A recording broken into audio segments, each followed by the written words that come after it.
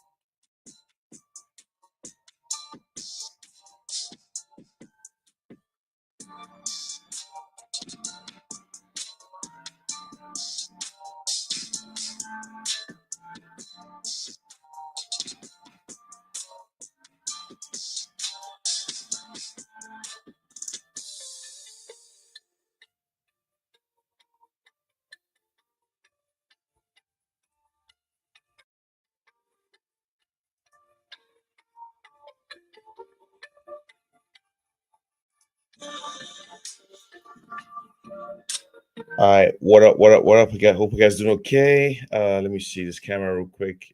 I'm still working on my lighting and all that shit. So hope you guys doing okay. Happy Sunday. Yeah, man. Like I said before, this Sunday show is just for vibing. This is not an alpha show. We just talk about whatever you guys want to talk about. Hope you guys are doing okay. It's been a great week, great weekend. Weekends are time to relax, spend time with family, stuff like that. But hope you guys are doing okay, man. Uh, what's up with what's up, Samara? What's up, bro? How you doing, man? How you doing? What's going on? Ginger.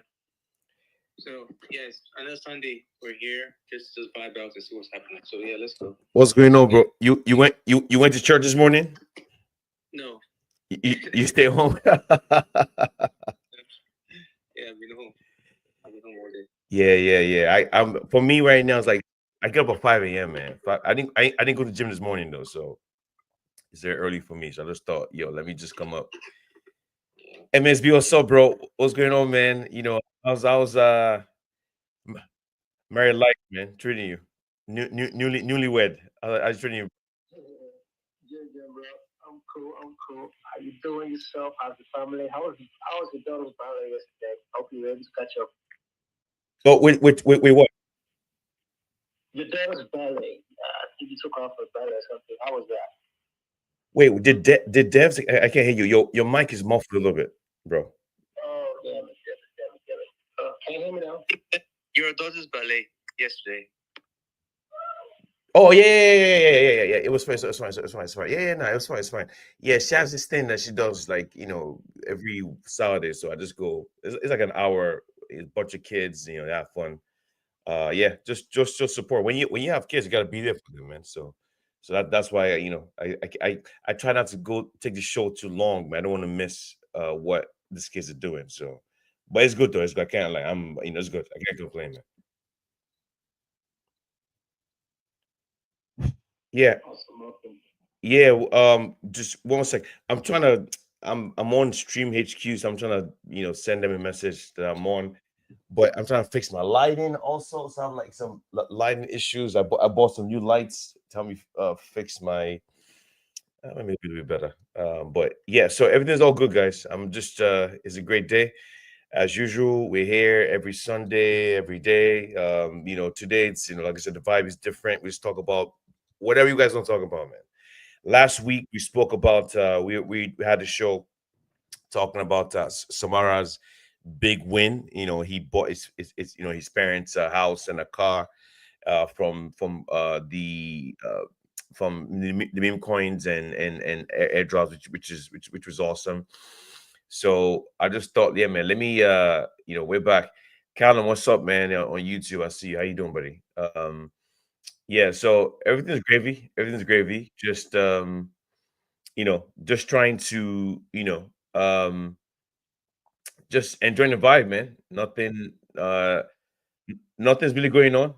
Crypto is crypto. I did see right now, like I said, everyone has, we all live in different countries, right? We all have different situations, but in the US right now, what's dominating the news is the Trump's inauguration is about like 9 days from now.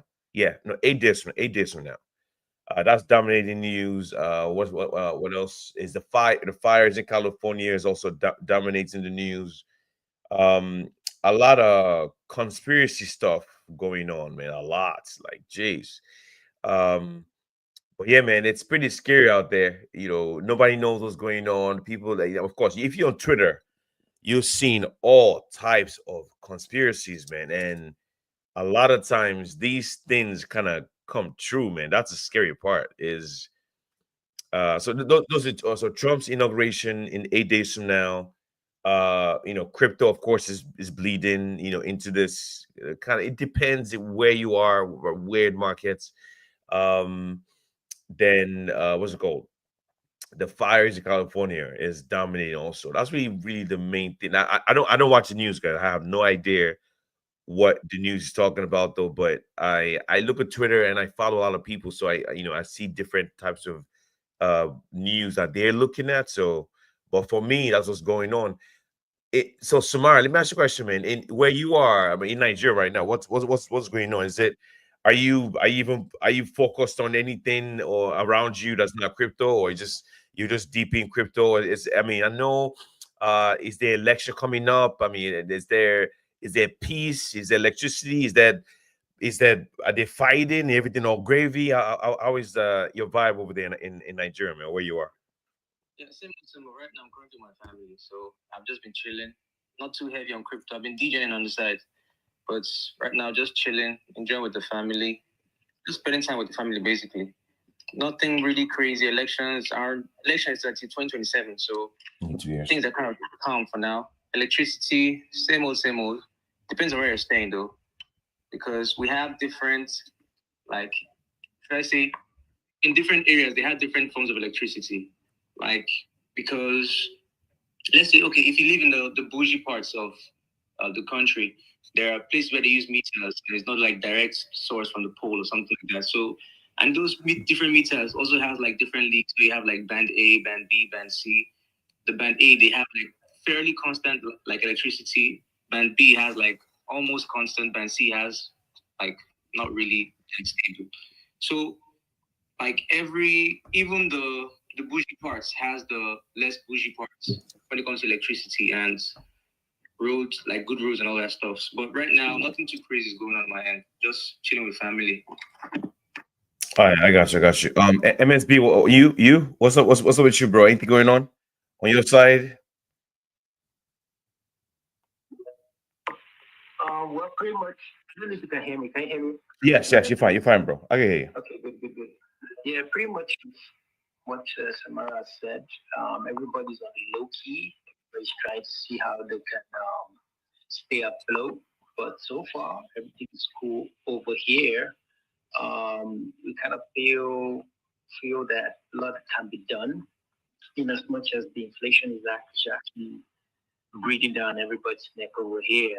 But at the same time, like I said, everybody's trying to manage and try and stay afloat in as much as we can. We've heard a whole lot of things happening around the world, especially what actually happening in California. So it's kind of crazy.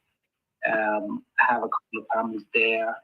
Um, so far, everything's cool. We're just being thankful and see how we can pull through this period of time. At the same time, seek for opportunities to to get more on things. So I'm chilling with family, and of course, trying to see how can balance a whole lot of things out and see how the couple of months will look like for everybody. Yeah, we're cool.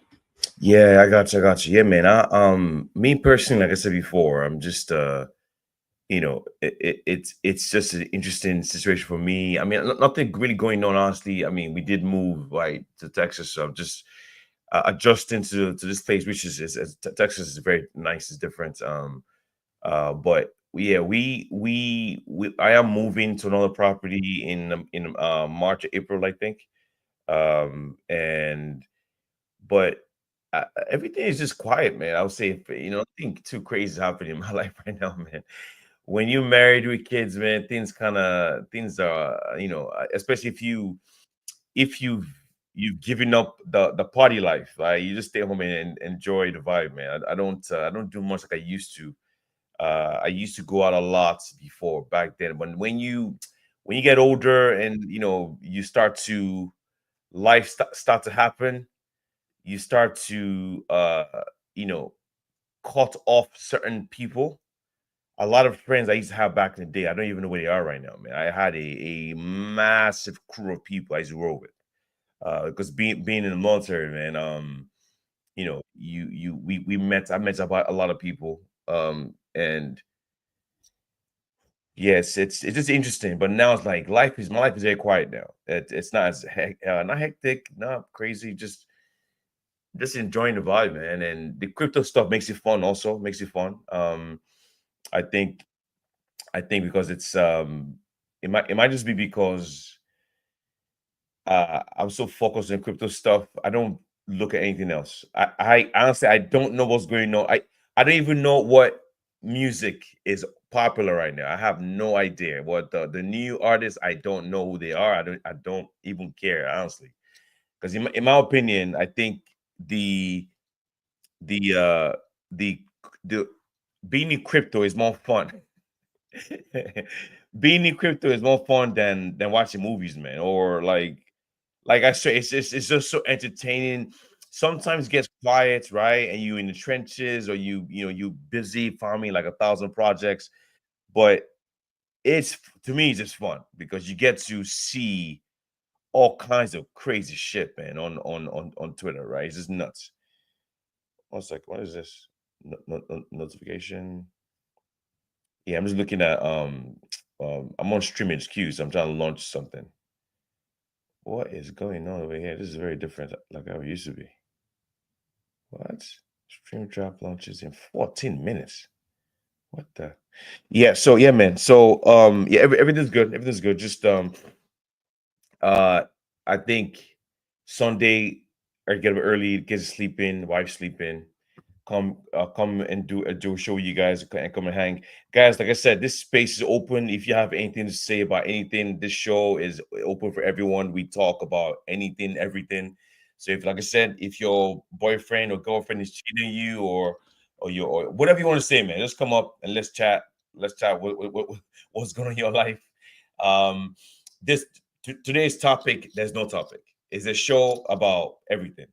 So what I will say is maybe we could talk about the fires in California, man, and what I've seen on Twitter so far. It's so horrible, man. I just because I know, I mean, some of you might know people, or you've seen stuff that's going on Twitter, and you're like, yo, what is this shit?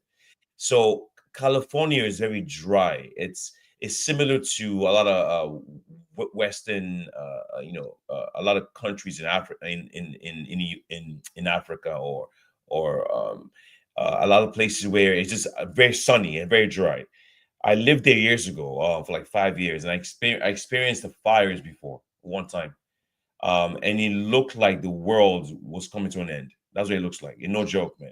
It is scary as fuck out there, man. And it's just one of those things that you see that is engraved in your brain. You can never unsee it. And the air, you're breathing straight up ash, man. That's how crazy it is. And it's pretty nuts, man. It's really, really nuts. But it you I remember very, very well, the sky was just red. And the crazy thing was the fire, when it happened, it didn't happen close to me. It happened 2 hours away. It didn't affect me in any way, but the fires were really bad, but it was 2 hours away by drive. And even though it was 2 hours away, it's we still saw it. Like the clouds were red. Um, One second, let me just quickly send a message real quick. Live on Twitter. One second. Stream HQ. No, I'm just writing something real quick. Perfect. Yeah, so it was really nuts, guys. It was really, really nuts. I just remember that very well. Even though we live 2 hours away, for me to see those the side effects of the fires back then it was unbelievable, man. Um, but what I'm looking at online, those fires, they say, it's the worst in California's history, and it's caused over $50 billion in damage. Plus, over 10,000 homes have been destroyed. And these houses range from between 1 million to $20 million per house. No joke, man. Crazy shit. Like, imagine you buying a house years ago, because California is one of the most expensive places to live in the U.S. 20 years ago, you could buy a house for like 100,000, maybe 200,000, 300,000, and in 10 years, your house goes from 200,000 to $2 million, man. And fires now come and burn everything down. And what's even worse is, because in the U.S. we normally have insurance to protect us from stuff. People have flood insurance or whatever insurance, right? What's crazy is, this is where the conspiracies come. Like, from what I've read online, this is Twitter. I'm not saying this is true, or whatever. I'm just telling you what I've seen on Twitter. I think 2, 3 months ago, like, a lot of insurance companies started to pull out of California or change policies. So fire insurance, and basically, if your house get burned, they don't cover it, which means people that lost their homes in Cali, they might never get it back again. Then when you now start hearing some crazy conspiracy stuff, where they believe the fires was the fires were planned to, because the government wants that land. That land is very valuable, and they want to, I'm just saying what I'm reading online. I'm just telling you. I'm not saying it's true. I'm just, so they said those fires were planned, and they burnt it down on purpose to build. It's called 15 minute it's called 15-minute cities. It's like a new tech city, but they couldn't do it without forcing people out. So I don't know, I don't know, man. Like I said, I'm not saying that is real, whatever. I'm just saying this is what I saw on Twitter. But unfortunately, a lot of conspiracies have come true. That's the problem. So is this true? I have no idea, man. I don't know. It's just kind of fishy. And plus, California is the richest state in the country, I believe. I believe so. If you add California as a country, California has the, I think, fifth or seventh biggest economy in the world, more than almost every country on earth. Is the Has the seventh or sixth largest economy in the world, not the US, in the world. So they have a lot of money. Okay, why am I saying this? Um, the They had no water to fight the fires. How is that possible? How is that possible? Another thing was the water that they put aside 2 3 months ago to help fight fires. They drained that water 2 3 months ago. So you tell me like all the things that are there that this was a planned thing. I'm just saying. I'm just reading stuff online. Who the hell knows, man? But let me just give you guys the mic, man. Let me see. First of all, let me give somebody. You have anything to say about this first? Because co-host and give you first, then MSB, then kind of go you guys. But you got any words about this? Yeah, the same fire conspiracy wasn't it the same thing that happened in Hawaii, yes. Yeah, like when all the celebrities' homes weren't burnt down, but the ones that had like the clear path to the constructions we're about to do were the ones that actually burned down. So I kind of believe in the conspiracies because it makes some sense. It makes some sense for real, and it's because I also saw like some videos where certain specialists, fire specialists, were telling the the government that all it takes is just the winds to like they've been lucky so far, and all it just takes for California to burn down was just the winds to just blow in the wrong direction and it just burned downtown. And they still didn't take action. So I just feel like it's most likely the conspiracy theories might most likely be true in a way. You feel me? Bro, I don't even know. It is scary. I I don't watch the news, like I said, but when you go back in history and now start paying attention to what happened in the past, you guys don't understand how uh, certain entities want something to happen is going to happen. And they're willing to sacrifice 50,000, 10,000, 5,000 lives in that process. That's how depraved human beings are, and it's all for money. At the end of the day, it's always about money. And that's it. And another thing, look, they say the US is the greatest country in the world. It's possible. Who knows? I have no idea. I don't know. I've been to a lot of countries. I might disagree. Sometimes I might agree. Sometimes there's good, there's bad. But when you live in a capitalist country, everything is is monetized. Every single thing is monetized. If I say everything, I mean everything is monetized. Um, the US is the number one consumer of drugs, which means drugs have to come here. US is a number one consumer of, I didn't want to say all the stuff, man. I don't, of child stuff. Number one in the world, the number one for everything. So if that's the case, there's money to be made. As long as there's money to be made, people do unspeakable things, without regard of human life. And it is fascinating to see how this stuff is. It's pretty scary too at the same time. But yeah, man, let me give you guys the mic. I already spoke about this. Let me just hear your take. MSB, you got something about this? I'll give the mic to Chisholm and kind of move on from here.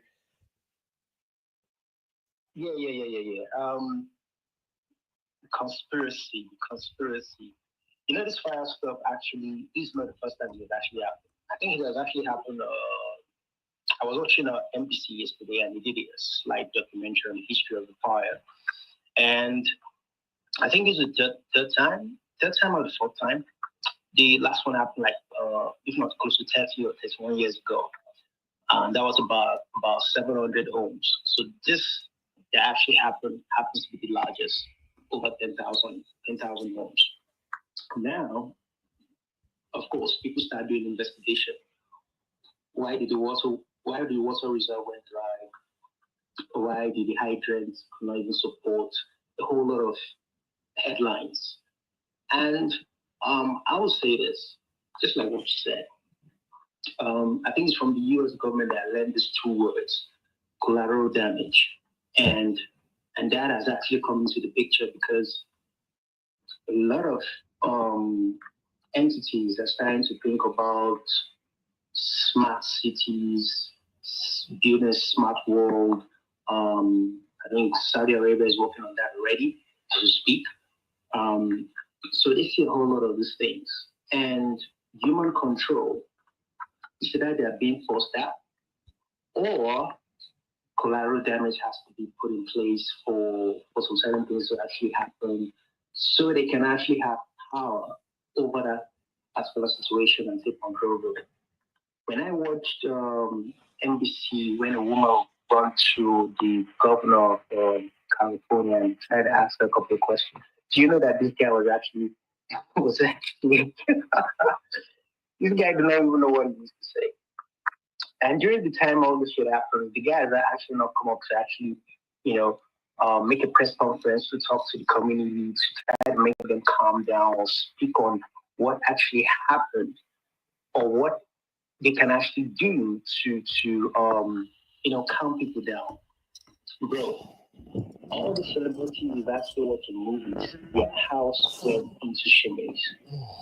Do you understand? And you now ask yourself, it happened once, it happened twice, and now it happened on a large scale. Wasn't there contingency in place? I watched the video on Twitter. Someone actually went to the well reserve to actually check. And when he checked, he was, he tried to understand if it was under maintenance. And when he checked, there was no building materials, there was nothing that was meant to be done on that reserve well. The well was actually dried up. Shit, yeah. So, should we believe in the conspiracy theory of what actually happened? Well. Shit is about to happen. And this is what I would say to people. I should give you kudos, cool, because why I'm saying this, I don't want to say some things online, but I'm giving you kudos especially because of how you raise your kids over there. And I know it's not easy for you raising your kids over there because so much that is going on in that country, the US, that is crazy that it has layers. And if you don't get to understand the layers of what is going on, you might tend to lose your mind. Do you understand? So yeah, it is what it is. It has happened the way it has happened to the point that there's not even insurance for the houses that are actually gone down. You understand? And it's crazy. They actually put them on a square box. No, The whole hotel, the whole hotels in California is fully booked. It's that MSBP crazy because like I said before, what are the odds that the water that's put aside to fight fires got drained or diverted 2 months before this happened? Or how does the third richest economy in the world, in California, firefighters don't have water or water pressure? My wife actually she read something online yesterday. I can't remember. I think she said it's so bad. See, this is the problem, right? This is why I don't watch the news anymore. She said it's so bad that rich people in California, like millionaires, right? They are hiring their own private firefighter. Do you know how insane that is? They're hiring their own private firefighters to help them fight fires to prevent the fire from burning their houses. No, that is insane. Insanity. Like, I don't even know, because normally you have the people of fires here. There's firefighter stations everywhere. There's water access everywhere because people spend a lot of money to make sure things run. Okay. So in a place like California with that much resources, that much wealth, and this didn't happen in the ghetto. Like, guys, the part of where this happened is one of the richest part of Cali. I told you the homes that got burnt down. A lot of if a couple of people that live there are actors, man. Famous actors live there. A lot of actor. I even read about some actor dying, or actor's kid. I don't even remember, something like that. But people are hiring private firefighters, man, to help them cook. It's crazy. So let me just give you guys my. I want to hear you guys' thoughts, and we'll move on from this topic. But I know a lot of you don't live in the US. Just thought like, yo, it's crazy, man. Like, because I know this is what I'm saying about how conspiracy stuff, when you hear it doesn't sound real until you figure out like, holy shit, this is actually real. If you guys go look at John F. Kennedy, JFK, assassination of JFK, go to YouTube and go read that, and you start seeing reports that the US government had a hand in killing their own president, man. No joke. And I'm sure that a lot of things in your country, a lot of people's countries, governments have knowingly killed their citizens to, because the reason why they do this is to create chaos. Because when you create chaos, then the governments could put in a policy that they've been trying to put in, that the population doesn't want, but the population would accept that policy because of the act of terror that just happened. So a lot of things happen to a lot of people, a lot of countries. It's pretty crazy. It's pretty nuts. Chisholm, what's up? Your hand was raised. What's up, bro? What's going on? Like, bro, I just want to take in something about this, stuff that's happening in California. Like, bro, it's actually crazy that today saying that, and it's things are getting clearer now because I feel like what I'm doing. No, I'm not pretty sure. I feel like this is a conspiracy because first of all, I'm not sure, but I saw this online that the water that the firefighter reserved and that is in well, it was moved 2 months ago to another state, which was not mentioned there. And they also said that is I'm just looking at because also this is happening on Instagram. And 2 months ago, almost like eight insurance company left them without no reason. Now it was now the main two insurance companies that's in California. After this incident happened, now most actors like many actors that are living there, like now there's this actor I know of, the Nickelodeon star. He commented on his Instagram handle. His house is worth almost $130 million. And the house is insured. Now he went to the main two insurance and insured it in two companies. The main two insurance companies that are in California. He went there and they were like saying that they like because the money that the house that they bought and that they were insured is a lot. So them only helping him is not good enough. So the guy had to come to his Instagram handle, tagging the insurance company. Now just started insulting them and all that stuff. Like, bro, those shit are really crazy. And the guy also have to and that was where the part that he came mentioned the part that he mentioned us came in. The guy had to hire his own firefighters and his own fire truck to go and to stop to stop the fire from his house and all that stuff. Like, bro, those shit is really crazy. Like, man, I don't feel like this stuff is actually planned because I know this was just happening like all of this thing was just planned like 2 months ago. 2 months ago. So for the insurance company to live there without no trace, waters moving out from the states and all that stuff. So, like, man, I don't know, bro. Yeah, I know. It's the reason why this is scary. Like I said before, I know a lot of you live in different countries. The reason why this is scary is if stuff like this happens in the country that everybody was trying to come to, everybody's trying to be like and all that. If it's happening here, what is happening in your country? What is your government doing to you? Bro, like for like, if it's happening to the people that the houses are worth $20-30 million, man, what are they willing to do to you to get what they want? Ibuka, what's up, bro? Let me get my Ibuka real quick because he got here and I'll go to you guys. What's up, bro? Yeah, Jim, cool. Jim, everyone. What I have to say basically, like over here where I'm at, if that could happen over at California, then I can say that over here in Nigeria is just crazy because basically it's a game with our government. Like every action from the government always has to benefit the government over here. So I don't know about what's going on in California currently. I can't clearly say it's fully government induced, because I know wildfires do happen from time to time, and the weather conditions in California seems to support wildfires happening from time to time. But in Nigeria, every bad thing happening here is from the government. It's very clear. They don't hide it. They don't hide it at all in any way. And one of the major concerns here is inflation. Like, the government intentionally rogs our currency, and it leads to inflation of goods and services. So we're just like suffering here. Like, you have to basically be a top dog to survive in Nigeria. To survive in Nigeria at all. And it's just, I don't know. I'm just speechless about the matter. Let me ask you a question real quick, man. So I know inflation's going crazy everywhere, right? Okay, so let me ask you a question. How much money every month is enough to live an average life? Now, you don't need to drive a G-Wagon or Ferrari. No.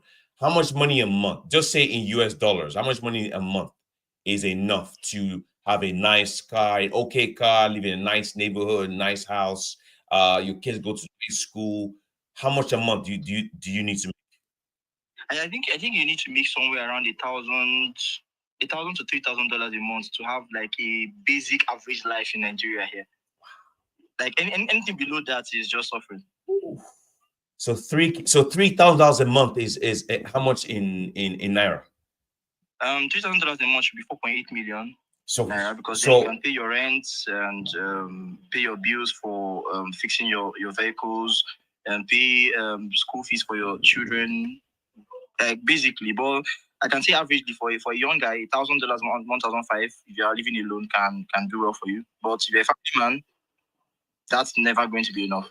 So basically 3 to 5 million naira every month is what you need to make. And and in your brain, right, from what you've seen, what is the percentage of people who make this kind of money? That's a very small percentage of Nigerians. That's a very small percentage of Nigerians, because from my view of things, I would say a very rough 30% of Nigerians are in that category of people who live comfortably in Nigeria. The rest are just trying to move from day to day. So you said about 30% or 20? Yes, about 30%. If I'm not exaggerating the number, 30%.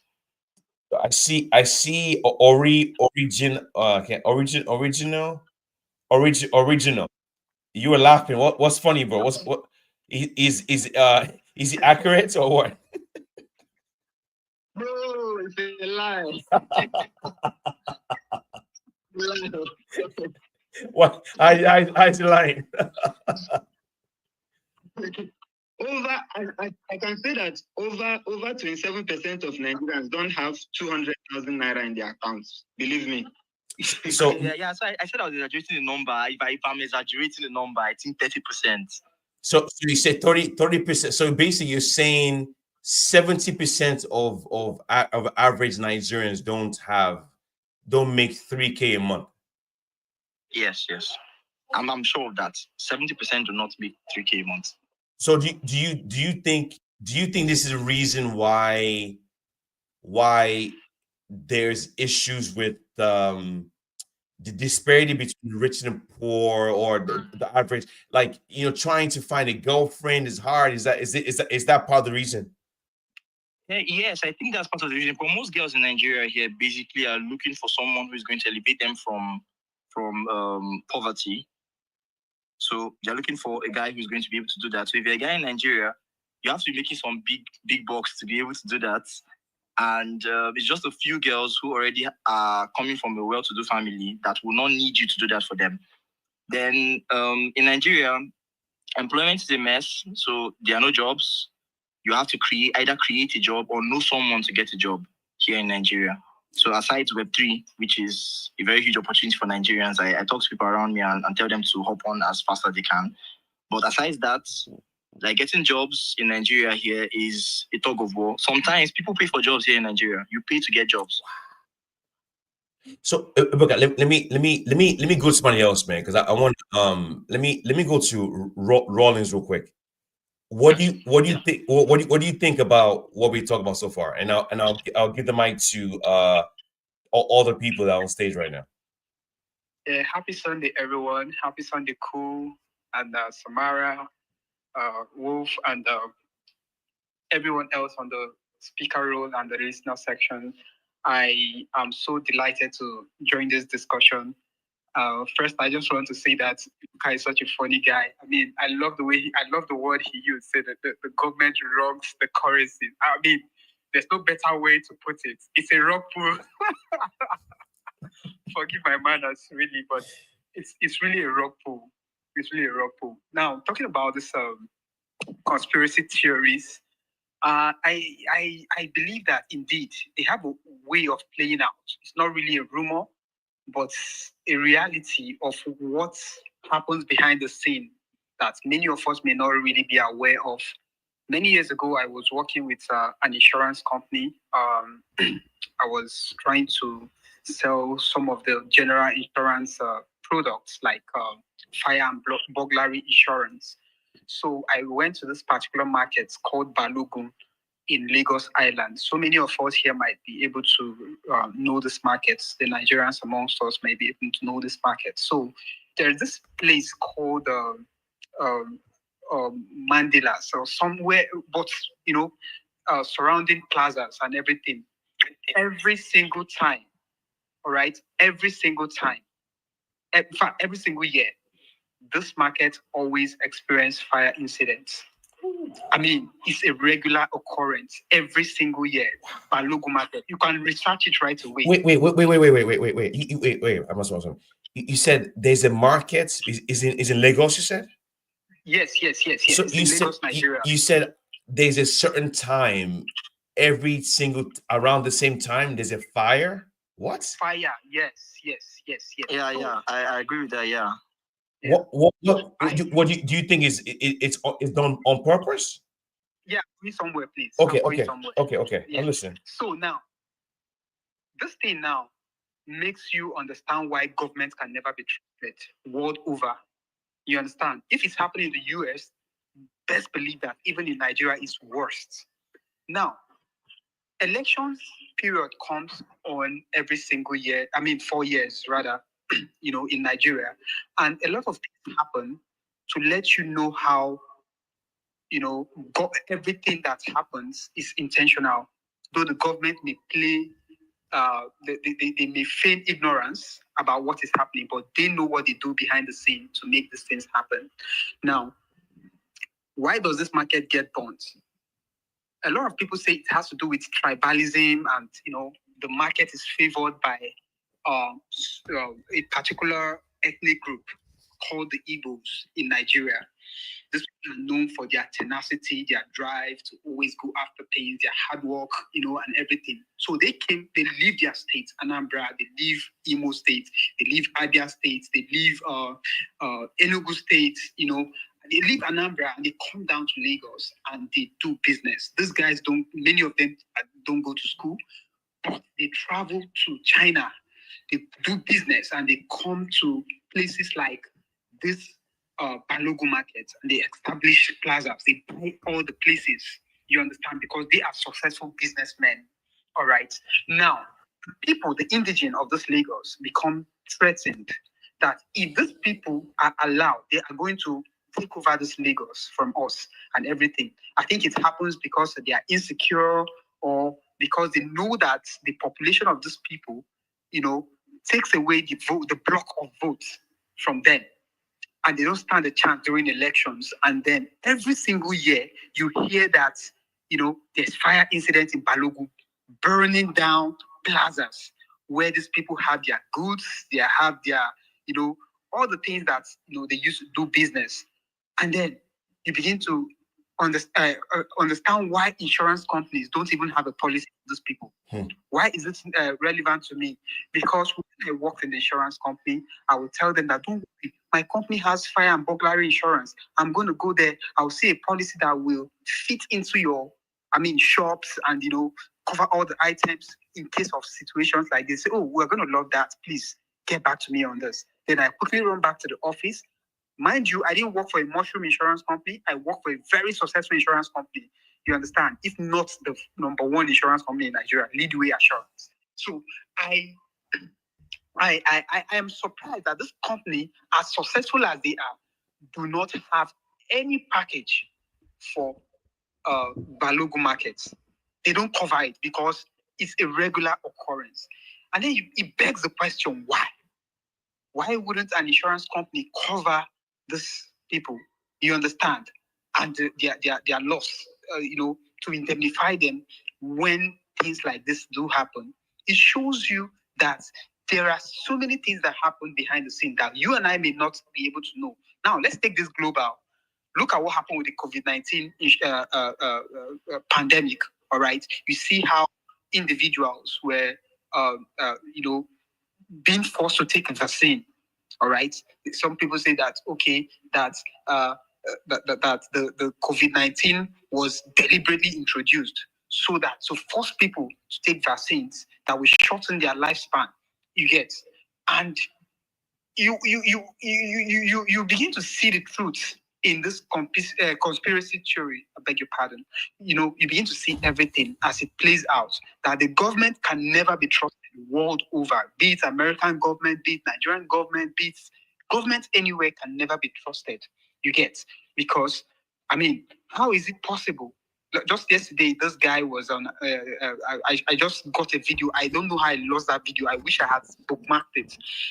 This guy, Mel Gibson, was being interviewed, and he said that pharmaceutical companies were scuttling the breakthrough in the cure of cancer. I don't know if that is true. I don't have any facts to back up what I'm saying, and that's why I cannot go down to more details. But it just goes to show that governments the world over can never be trusted. I don't think it's just governments though. I think it's institutions, right? The drug companies, insurance company, companies, institutions as a whole. Yes. Yeah. Because all these things are like projecting the human greed and selfishness. All these things just goes to show how greedy humans can be. It's all about their interests. Yeah. You understand? It's about how to make more money. If you're not allowing the breakthrough in cancer, people have to die. People have to take, the things that cope mechanism, something that just help them cope while at it. So as I keep buying more cope mechanism, you understand, that helps me just manage the illness and not cure it actually, but manage. People are making money. The pharmaceutical companies are making money. So this is why we have a lot of Nigerians in Web3 today, because governments tend to kill anything that the youth are doing that will lift them. Because when I am no longer hungry, my mother can never go queue for spaghetti during elections. My mom cannot queue for a few cups of rice, during elections, because I am financially okay, right? So anything that wants to lift people out of poverty, government, institutions.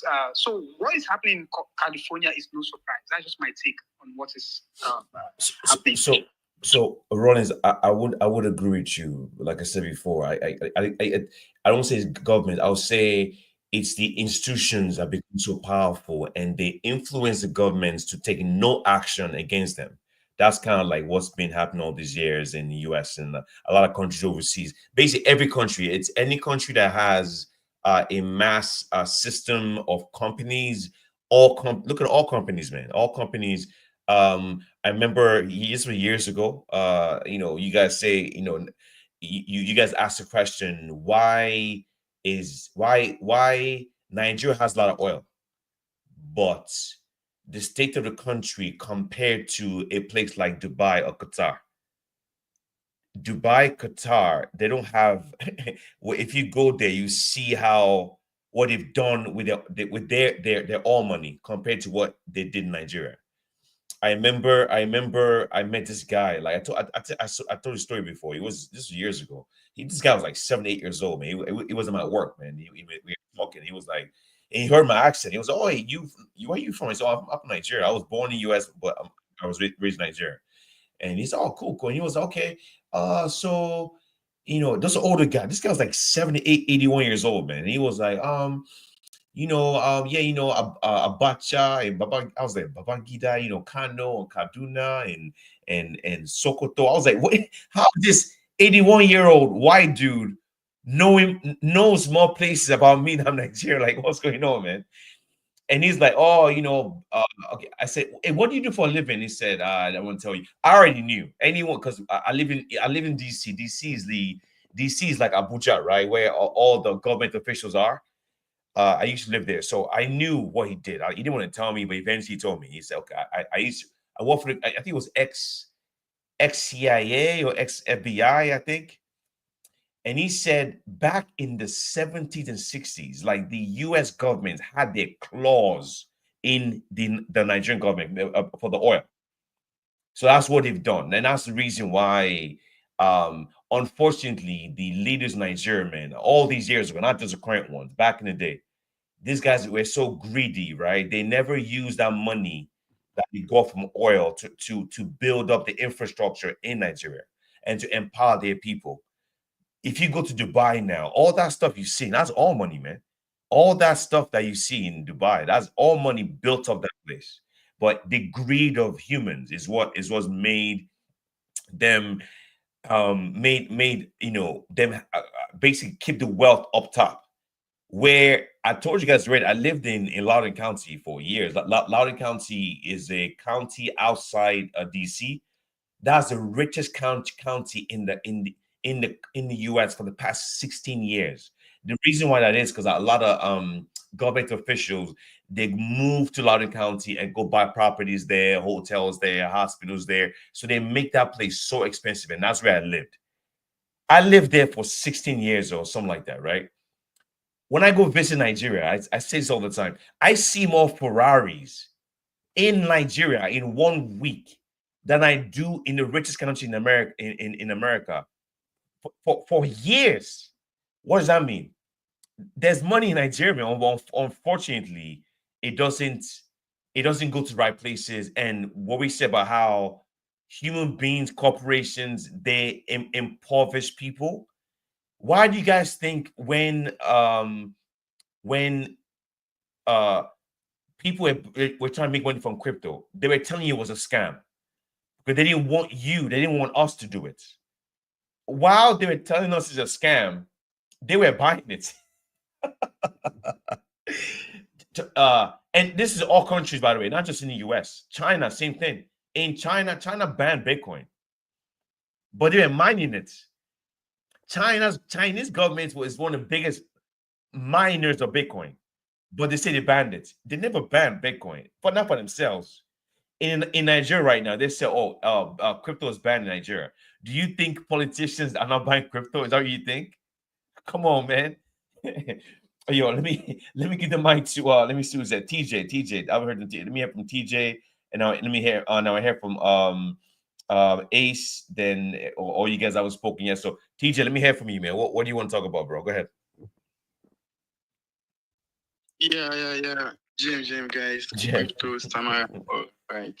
Yeah, actually just joined space and then I see guys talking about the fire that happened in California and probably what you guys actually facing in Nigeria. So actually there's someone saying that probably some Nigerians actually probably 30% of us are actually having monotonic or stuff.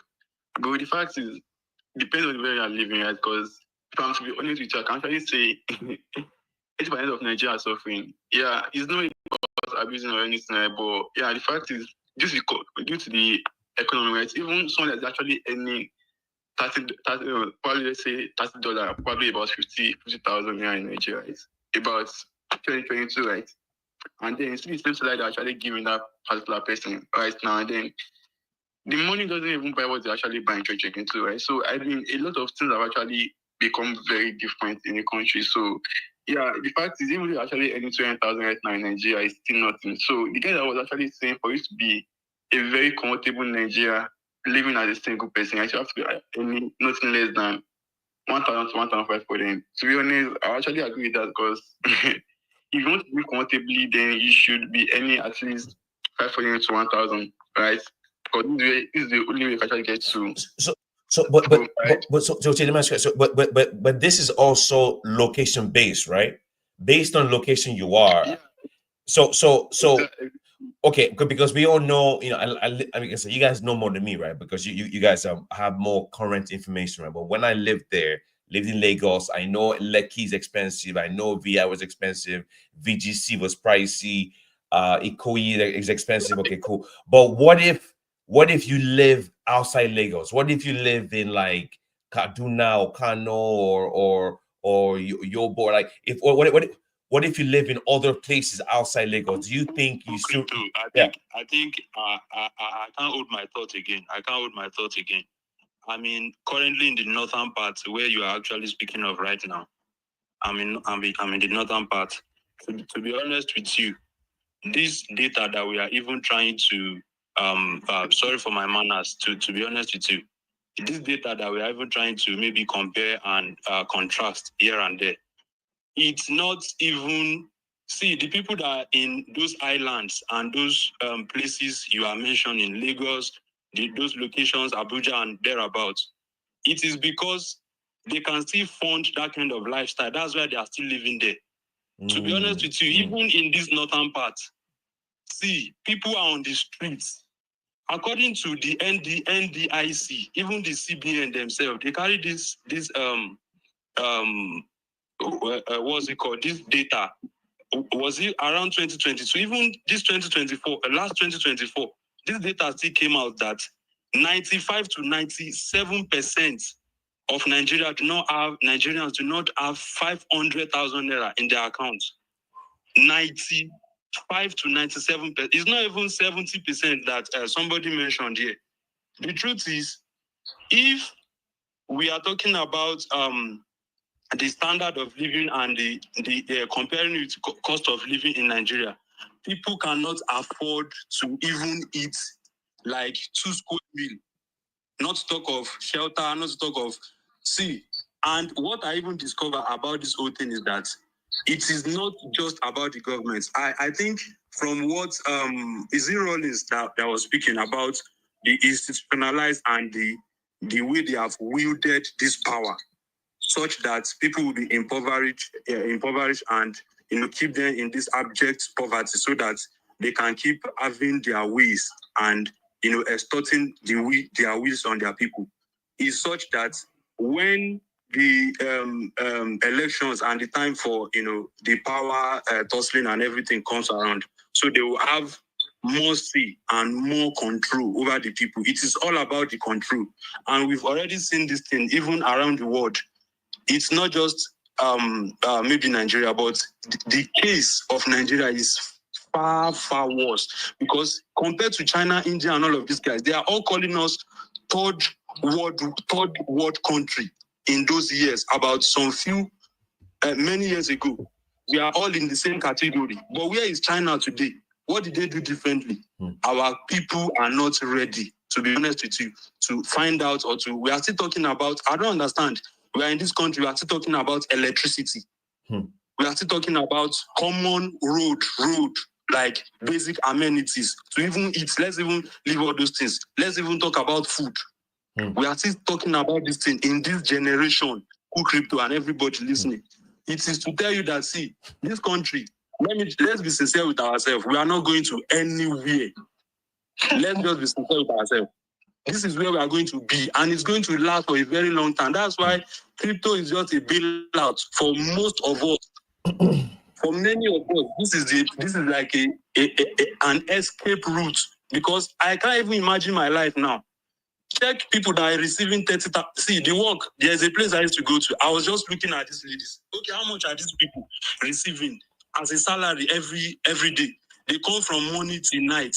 And this is what you see, slavery everywhere in this country. And you can't blame the people that employ them, because the country is not working. The environment is not favorable for people to do business that will be thriving enough for them to make more profit and all of these things. They spend more on utilities and different things. Right now, they segregated the light, common light in this country now. I don't know for any other places. They are saying there are different bands. So some bands pay higher, while some bands doesn't even see the light at all. Because why? Because they just decided one day and just came up and say, this is how we are going to, segregate some areas from other areas. Just okay. So I have two questions for you, because you see, okay, two questions. Because remember, the audience here, of course, is diverse. Two questions. So the first question is this: you live in the north. Okay, how much a month is enough for someone in the north to be able to live a good life? An okay property, with a kids, good school, and be able to travel, within the country and stuff like that. How much is it? 'Cause you can't compare it based on state, right? But you say live in the north. I'm assuming it's probably cheaper. I'm assuming, but so how much a month do you think is enough over there in the north? Okay, let me see. For instance, if you want to maybe have at least a comfortable life, such as having your own home, maybe with one or two of your families and all of these things, saying you just want to own a car and maybe also just live comfortable. I don't know about maybe if you want to also maybe move around, travel and all of these things. At least the other day when I was trying to make an inquiry about landed properties and houses here, like this around this my vicinity here, I still saw some properties that they told me that's like around 20 million 20 to 30 million naira, which is maybe like 15,000 US dollars, around that amount. So that is just a comfortable, not extravagant kind of house that is too big for and all of that. Just a minimum kind of, maybe not even an upstairs, just maybe 3-4 rooms and all of that. So I saw that, and in an area where that is also secure, you need to consider that, especially in this northern part, because especially in this Kaduna, there is what we call the Christian area, there is what we call the Muslim, side and all of that. So these happens, they had to do that when the issue of this Sharia and these fightings and all of these things were happening in these northern parts then. So that's what is currently happening. So if you want to really stay in a secured place, because there are so many things happening whereby you need to be within the people. If you are far away a bit from the people, which is much and less costlier to live in, such that if you want to own a house or you want to rent an apartment, there is more lesser, but the security there is kind of way also, you can also jeopardize a lot of things, maybe your life and all of that because of that. So if you want to live in, people are still living there, but they are living on a risk, of course, and they are used to the people coming to harass them, coming to kidnap and all of these things, they happen.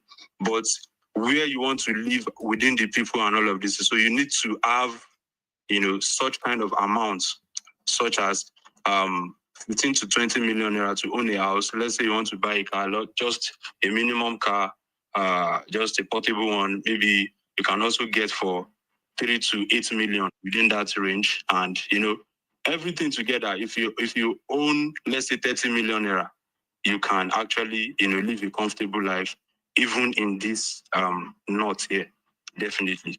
So, but the income that you are going to be getting in this north cannot be commensurate with that kind of life you want to live. That's why if you are in Lagos, you can earn more, but you are also still going to spend more in these kind of places. So in this place, you can't make that kind of money working in government parastatals or working in all these companies and say you want to earn that kind of money in this same north here, except you are posted from companies, all these institutions and big pharmacies and maybe NGOs and all of that. They have posted you to this place, then they can be paying you such kind of amount and even give you that kind of maybe apartment and all of that. So, but for you to live here, get that kind of job that can fund that kind of life, I'm not sure it's really obtainable or maybe something that is feasible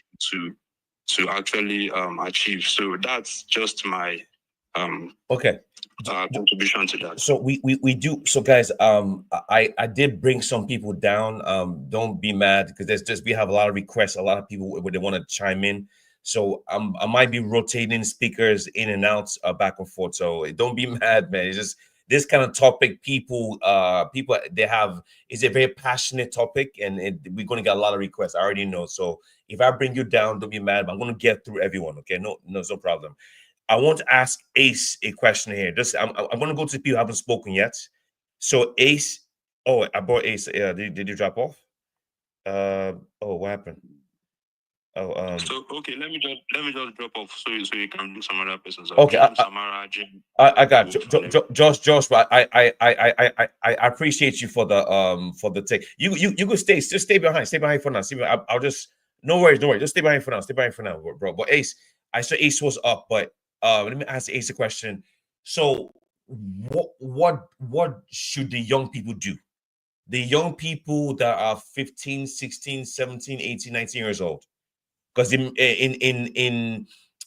my brain, if you're an adult, you find your way. But the young people that have all these years in front of them, what do they do? What kind of things can they do to give them an avenue to succeed? Is it going to school, right? Is that even an option anymore? Is it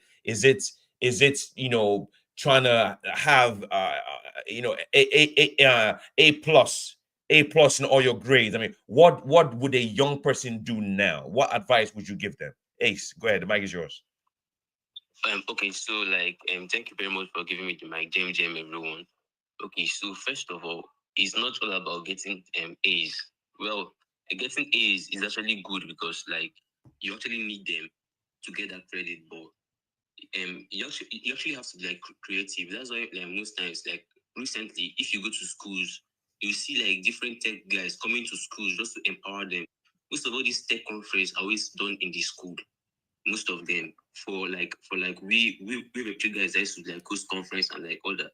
It's mostly done in schools. So now it's now up to the individual to now choose whether he wants to get that benefit or not. If it comes to Nigeria now, every single aspect of business, the good, the bad, the ones that are not meant to be known, the ones that are known, even underage already knows about them. So it's not their choice. If it actually comes to Nigeria now, you see a guy of 16 years old trying to do fraud. So the same mentality that he had to start it, that same mentality that he can also have to actually start up something that actually benefits him, because everybody right now, even the Suki, is actually know the current situation of the country. So even young parents will be trying to be creative. So it's just for you to just know actually what you want and think and be optimistic about the future. So that is just all I have to answer about the question. Yeah, I appreciate you about that, man. So what you're saying is young people have to be more creative now in 2025, because back in the day when I was in Nigeria as a kid, it was okay, go to school, go get smart, read, get your MD, get your A level, do all these things, right? You'll be a super genius. But in 2025 now, in the age of Instagram, in the age of OnlyFans, in the age of technology, in the age of influencers in Nigeria making all this money, man, from overseas or whatever, is education even, does it hold the same value like it did back in the day? Let me give someone else's question real quick, man. Let me see who hasn't spoken yet. I want to go to the older people that have been there for a long time. Sauce the Great dropped off. I can't give you the mic. Let me see. Elf MLW. Elf, the mic is yours. Go ahead. Oh, your mic is low, bro. We can't hear you.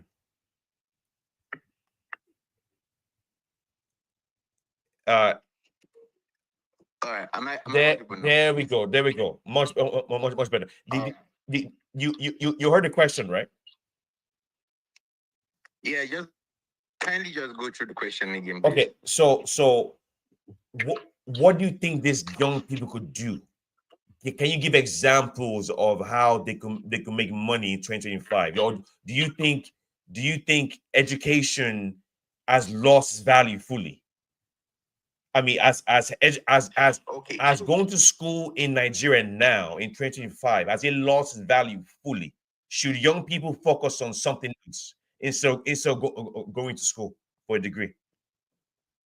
Yes, actually, yes, I would say that the young people should actually think about themselves personally. I'm in school currently, right? I'm in the university. I'm in the final years already, and I have this thought sometimes where I just sit back and I think that could I have used the years I've used in school doing something more profitable to myself? And yes, I have a lot of questions. I have a lot of answers to that, right? I have a lot of things I could have done, right? You know, back then when I was trying to get admission into school, that was when Ethereum was just about coming up, and I had the opportunity to be around certain people who actually were into crypto at the time, right? But I was hindered because of my pursuit for education, right? I did not have the opportunity to ride with these people, to continue with these people, because it seemed like they were doing something outside of education, which was my drive at the time, right? And now being here, seeing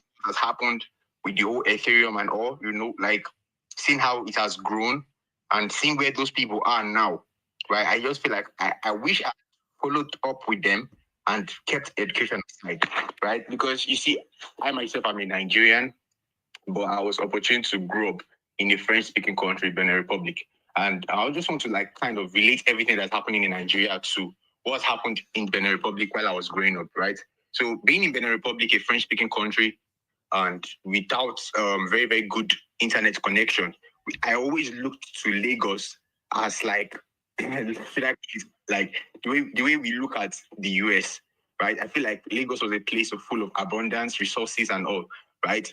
And even while I was still in Benin Republic, I still had to make use of the resources that I had then, right? Even as much as we don't really have much data, we have electricity, right? There's always constant electricity. So what I usually do then was to go to a cyber cafe and do my research, right? I pay for the cyber cafe, pay for your time, for my time being there. Then I do research and I'm out when my time is over. Right. So when I came down to Lagos to further my education in the university, that was when I had the opportunity. So it was more like I was now exploring this land full of resources, meeting people, right? And that's one of the things that I see young people, one of the mistakes young people are making, right? They just go to school and they forget the fact that you being in school, you should be open to other opportunities, open to take on new adventures, right? And I think the younger generation in Nigeria now, they are actually like doing it, because you check out the Web3 space currently, like it's flooded with Nigerians, young Nigerians, most of them in school, some are not in school, right? And they are all trying their best to fight their way out of this poverty-stricken country, or should I say afflicted country, Nigeria, right? So that's one thing I think people need to understand, right? It's not just about whether education is worthwhile or not worthwhile. It's just making the best out of whatever situation you are in. Just like Ace just said, right?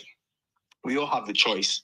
We all have the choice right now. No one can say that they are oblivious of what's happening. No one can say they don't know what the current economy is, right? I mean, even a 5-year-old in Nigeria can tell you that the economy is bad, and he has not gotten to the stage to do economics yet. But like he gets, so everyone can see that this thing is not working, right? I feel like we are in that stage. Will I say it's China some years before the whole development actually took off in China. I feel like Nigeria is in that particular stage, and we are already getting answers to the questions we've been asking. The solution is not in the government. The solution is the people, and that's why we need to empower the people. That's why we need to empower ourselves, and that's why you see a lot of Nigerians in the Web3 space. You see a lot of Nigerians in the crypto space.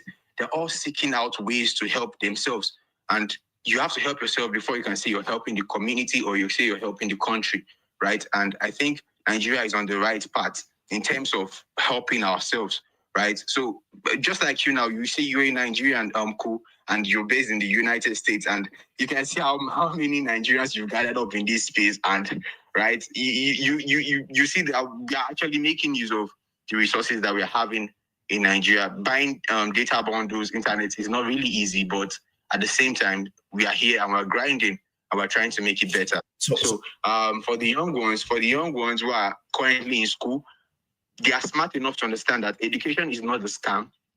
Education is not a scam. It's what you are doing while you're being educated. What you're doing in school. While I'm in school, I've been able to connect with a lot of people in Web3, outside of Web3, and make reasonable connections. So that's the benefit of being in school. If you're outside, you are limited to the amount of people you are able to connect with, the caliber of people you are able to connect with, right? People who don't go to school don't really have much in terms of communication, right? Yeah, they might be very handy in terms of labor and handwork, but in terms of communication, you need to go to school to have that furnishing.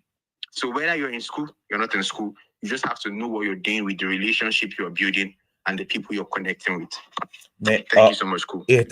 Yo, thanks for that, man. Like I said, I apologize. We get Mike's rugging. I'm trying to bring people up, bring him down. So I'm going to get to everyone here. Just be patient with me. I just want to make sure I go in order, and especially people who haven't spoken yet. So let me give the mic to a Sauce. Then we'll go to a DeFi Beast, then Virginius, then Emiris. So Sauce, let me ask you a question real quick. 2025. Do you think there is any hope for change? Or I mean, okay, what needs to happen? What needs to happen for there to be change in the place of Nigeria, man? Or not even just Nigeria, any other country that has similar issues as they do in Nigeria? Or is it just long gone? There's no hope. Every individual find a way to make money for yourself and just keep moving on. So, Sauce, the mic is yours, bro. Go ahead.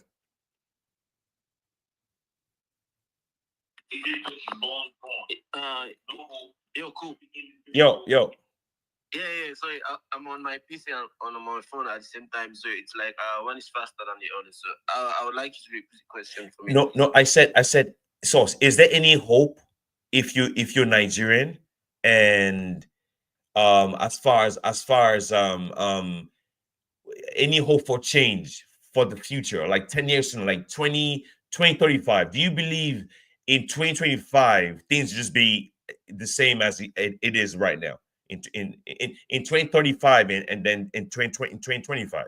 Do you think there's any hope for change, or do you just believe people should just focus on their own business and just grow individually and just forget it, that the hope is lost? Cool. Yeah, thanks for the question, though. Yeah, so the thing is, if we look back, 2005, 2015, it was better, right? So the thing for Nigeria is, as the year keeps going, it keeps getting bad.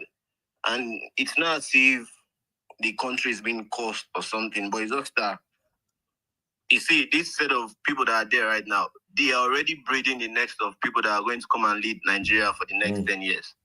So you can expect that it can only get bad. You understand what I'm saying? The president, the senators, they're already raising their kids. Their kids are abroad right now, learning. And when it's time, they bring them in to the cabal. They push them up. They give people pennies, 10 naira, 1,000 naira. Yeah, go and vote. You understand what I'm saying? So the thing is, it's a cabal and it's a system. And someone said earlier, the poverty in Nigeria is weaponized. You understand? It's weaponized. It's not Nigeria has oil, Nigeria has agriculture, Nigeria has natural resources, human resources. I mean, look, Nigerians are traveling outside all over the world. You see, when Nigerians go outside the world, you see the way they excel, right?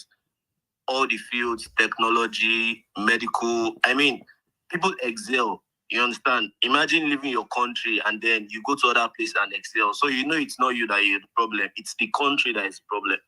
So there's no it's not going to get better. It's not as if I'm laying a course, but you can see the president already, the president of the country, his son. You can see the paths the son is going towards already. Before you know, the son is going to be the governor of Lagos. Before you know, he's going to be the president. And then they're already raising other people. They are raising them and they are giving them the same template. You understand what I'm saying? So for the whole thing to get better, everybody, there needs to be like a complete reset, like they need to like reset the system, and it's not going to be possible because these guys are greedy, and these guys are making a whole lot of money. These guys are just look at Dino. There's one guy, Dino Melai, I think he was a senator or governor, so I don't even know. After he finished, this guy is so wealthy here in Dubai. This guy is so rich.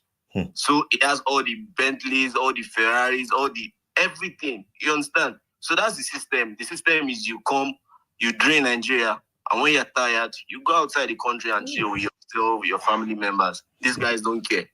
So the best thing for anybody, for Nigerians generally, is whatever you find yourself doing and that thing is generating income for you, just keep grinding, just keep putting in. That's why I'm so happy for crypto, man. And you see, when I'm on Twitter and my timeline is just so full with so many Nigerians in Web3 doing well. I mean, in fact, Nigerians are dominating the space in Web3, not even in Web3, in the Web2 industry too. You understand? Nigerians are dominating. So that gives me joy when I see that, okay, these guys, they are doing well for themselves, irrespective of the government is so irresponsible. How the government has put a chokehold on people. People are still thriving. People are still surviving. You understand? So whatever you find yourself doing, be it education, be it entertainment, be it sports, be it Web3, be it crypto, whatever, technology, building apps, whatever you just find yourself doing and it's putting the bread in your on your table and you're getting money from it, just keep doing it because nobody's coming to save you. Nobody. And it's gonna get even worse. Last administration that was there, people were complaining. We thought it was we thought the previous administration was worse. That was what we thought. We thought it was terrible. We thought when this new one come, everything is gonna be okay. And now this one came, and this one now is putting the blame on the previous one. And then when this one leaves, the next one is gonna put the blame on this one. So it's a circle. Cool. Thanks for giving me the mic. Man, you guys, I'm just hearing you guys. I'm like, God damn. Whew. It's heavyweights to just know this stuff. I pinned something in a Jumbotron here, man. This is from 4 days ago. I'm gonna read this to you before I give you guys my real quick. It says, the top 5 global adopters of crypto in 2024, according to Chainalysis. India, number 1. Number 2, Nigeria. Number 3, Indonesia. Number 4, the US. Number 5, Vietnam. You see what's going on here. So what you guys are saying is 100% correct, man. So let me, like I said, I'm gonna go through you guys. I'm gonna come to you. Don't worry. I'm gonna give you guys the mic, man. Anyone that's spoken yet, I'm coming to you. So let me give the mic to Evergenius first.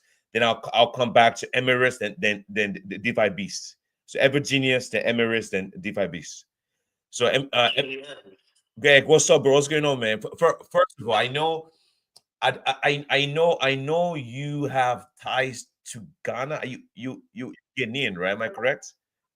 No, I'm Nigerian. Oh, Nigeria. I thought you were Ghanaian. I don't know. But you live in you travel a lot, right? Yes.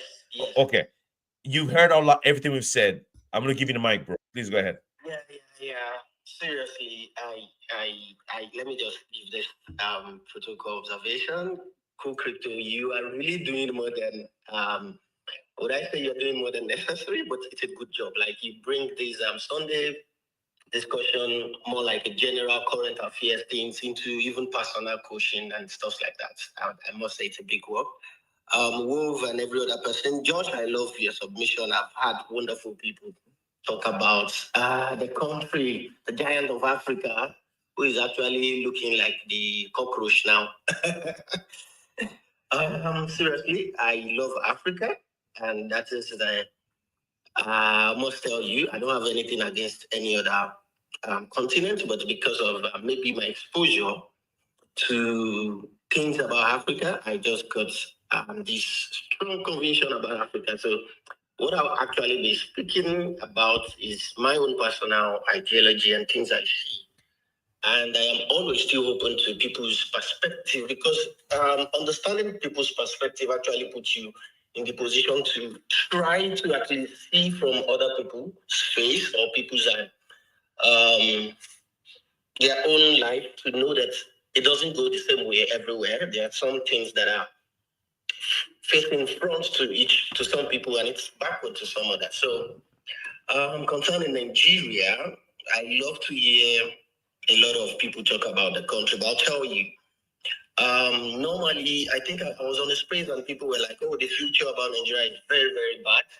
It's not looking good. Yes, you are right by your convictions, your own perspective, but I'll tell you, before now, our fathers, let me say the generation before us, still did the same thing. And some of their products, which is you and me, I'll put us to say we're averagely doing well, and some of us are extremely doing well. That means even if the future is bad, there is still chances of being among the good ones.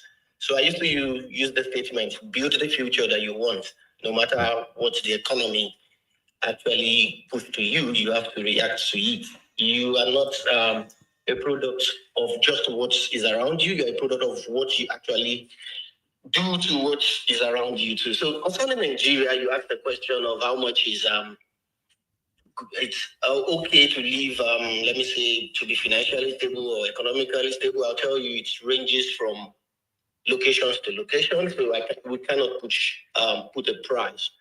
But the transformation of that country, of Africa at large, involves a lot of things.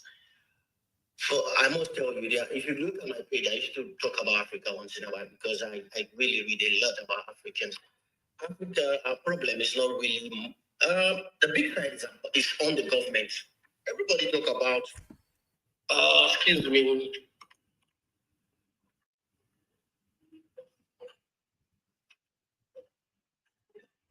Sorry, please. I don't want to say somebody's actually cleaning my house. So what I'm saying is that a lot of things are wrong with Africa. I'll just put 4 points. One, our educational system is not good. The finance of Africa, generally, I'm talking about Africa generally, not only Nigeria. Finance is bad, health is bad, and security. That's 4 points. Now, let's move to the youth side, which is what we're talking here. The future of the African youth has actually been, I'll say, the sound. Please, sorry for the noise in the background, please. I'm so sorry. Am I audible, please? Oh, you're good, bro. You're good. Go ahead, bro. Okay, thank you. So, first thing, there's another question you raised about should the youth continue education? Yes, I'll tell you. Education is needed. The only thing is you have to be ready to learn, not just that thing, that syllabus of the 6334. That's how I used to put it in any of my discussion. I'll tell you, you need to go outside that 6334 because one, our educational system has been a one-way path. I think it's global now. There are some things that are omitted. We are not taught finance. None of us here can tell me that what you were taught in school actually propels you into any knowledge at all in how to secure your financial freedom in the future. So that means something is wrong along that line. You need education. I can never advise anybody to leave the formal education to just venture into any other thing. There are many ways you can use it. It doesn't really mean you need to go to the extreme, get some master degree or whatever. You can inculcate both. There are many things you can do now. I'm seeing secondary school students doing well now by just getting involved in Web3, getting involved into some professional courses that you will do it within 6 months, 1 month, 1 year courses, and you can add it to your portfolio and you can get something tangible. Web3 now, you see Nigerians, we make $500, $1,000, $2,000, $5,000, $10,000. And it's now looking like Web2 does not really make sense. Why? Because you have the leverage already. You've gotten yourself into something outside that syllabus. So that is what I would advise the youth in the Nigeria. Now, you asked another question about does the future, like something around, is the future bright in Nigeria or Africa? I'll tell you yes. Mention any country in the world that transformed from being worse to good. What happened? It's just a leader that has the sense of urgency and the people at act. So there is a point that no matter, there's this saying that no matter how the light travels, one day the truth meets up with it. So let's mention some countries that we want to talk about. I want to use the so popular one that we use to beat Africa down every time. UAE and China. The transformation of these two countries happened by a quite number of leaders ready to do this thing, and they were devoted to it. The sense of urgency and the people at heart. UAE, the history of their transformation is less than 20 to 30 years. China, they're about 2. So it's not like we, the people, cannot do it, but I'll tell you, the people have limited power. We have, no matter what you tell me, I need to say it. The big one is on the leaders. If we don't get them to do it right, the people can not only do it. Because the foundation of leadership in Africa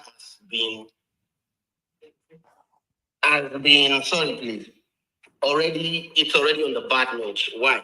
These leaders are already brainwashed. They are into agreement with these the so-called West, that what they have in concession there are not favorable to Africa. And these leaders are imbibed into dirty things that these people hold them their hands to the back and make them submit to what they dictate.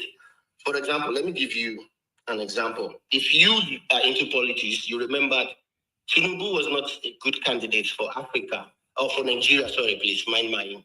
I use Africa more when I want to talk about our country. Tinubu, the West, the UK came directly exposing to the media that this is a drug lord, this.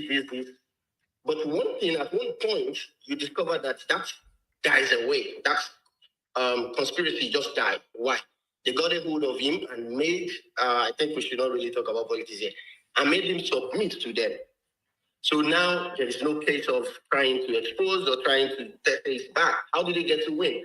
If you're into politics, you understand this. I'm just giving you an idea. So, but we still need leaders in this thing. Nigeria is battling just 70,000 minimum wage. That 70,000 cannot buy a bag of rice. Wait, you say 7,000 naira per month? Am I correct? Yes. So that's equivalent to how much in dollars? Let me say $50 by today's rate. You can imagine. So that is from the government. So how can they escape this? It's very difficult. So I used to say, we need the right leaders in Africa. And obviously, I know everybody here will definitely know about the Sahel countries. And you can see the little, not so much, the little difference they are making, because their leadership is trying to move in a different direction compared to what we have I'll call it the indoctrinated style of rule. So I mentioned 4 things that need to be fixed in Africa. So those are actually what Africa needs to get off. And this is not really like, it's a scramble. What you see happening in Africa, in Nigeria, is beyond even our leaders. And the fact that we have corrupt leaders who would not stand for the truth. You can imagine the education in Nigeria, and these people keep budgeting huge fund of money for this thing, and you don't see them coming out. You don't see these funds for education, for empowerment. You don't see where they use them. So now we have the bad side of leadership. We have the bad side of the people coming for the scramble of all of Africa. And I am very happy that Web3 and what the crypto, the blockchain technology is really helping Africa now. We are now building, even if not so popular yet. I have I've been reached out to and I've met some builders in Africa doing a lot of things.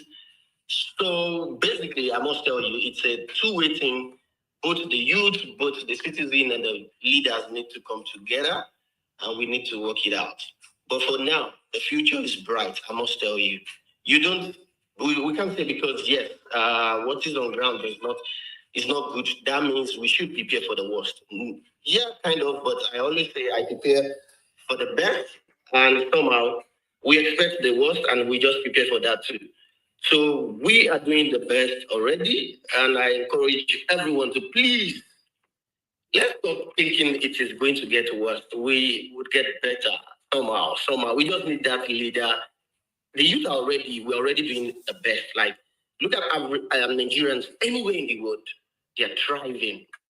Every day there is a news about one Nigerian doing wonderfully in one area, any expertise. You see it, we're doing well. Look at our adoption chart in the world. We're the second.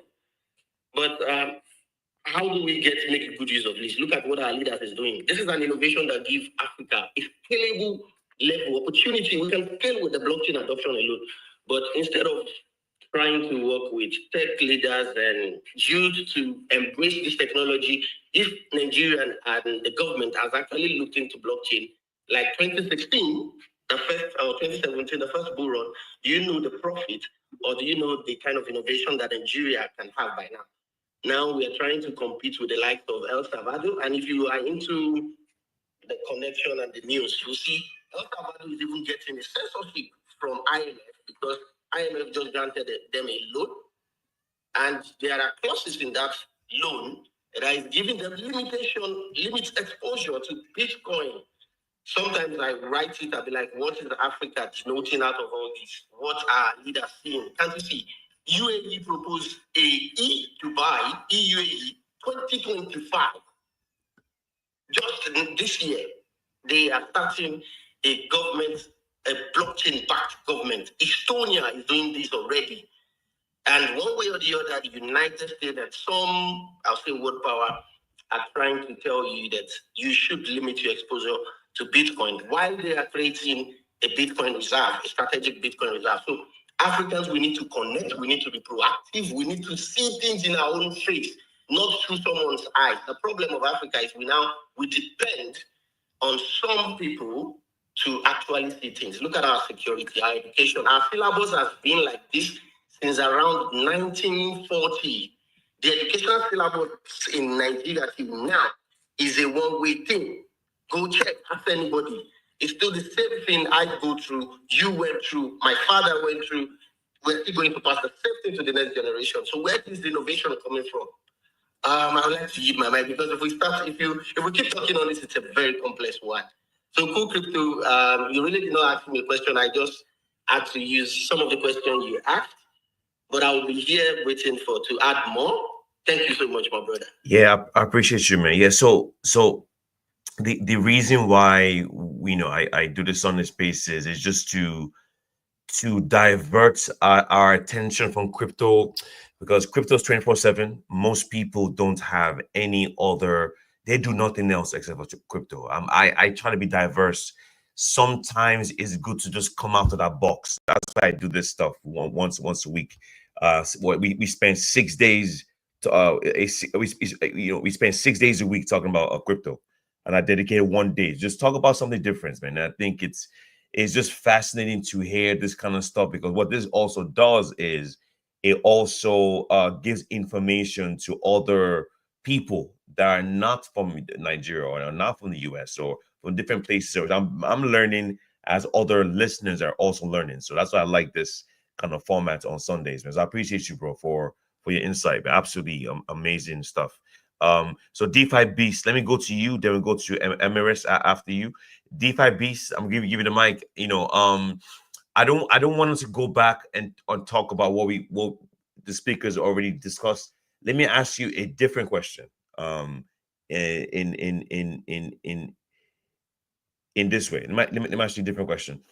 So, what do you, from your eyes, from your life, from how has Web3 how's Web3 in general change how you operate in Nigeria, or how has Web3 changed the people around you that are in Web3? That's the question for you in Nigeria. How has Web3, how's crypto changed how you operate over there?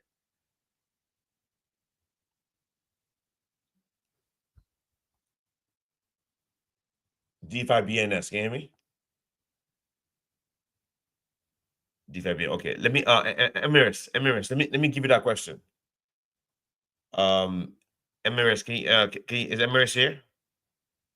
Emiris, can you hear me? I don't hear Emiris. Can anyone hear Emiris? I don't hear him. Yes, I can hear you. Yeah, I don't hear him. Emiris, do me a favor. Can you drop down and come back? I can't hear you. I don't hear anything. Can you drop down, come back? I could actually hear him. Yeah, I don't hear him. No, it does that. It's probably just from my side. So can you drop down and come back, bro, if you can? Oh wait. Let me try something real quick, because sometimes I've used different phone. Let me try something, because sometimes I need to go on Twitter on a different phone, which is kind of annoying, but it's okay. Let me just do that real quick. Emirates, are you still here? Okay. You could 1 second. Okay, Emirates, you could go ahead and talk now. Go ahead. Go ahead. I can hear you. Can you hear me? Yes. Yes. Let's go. You're fine. Okay.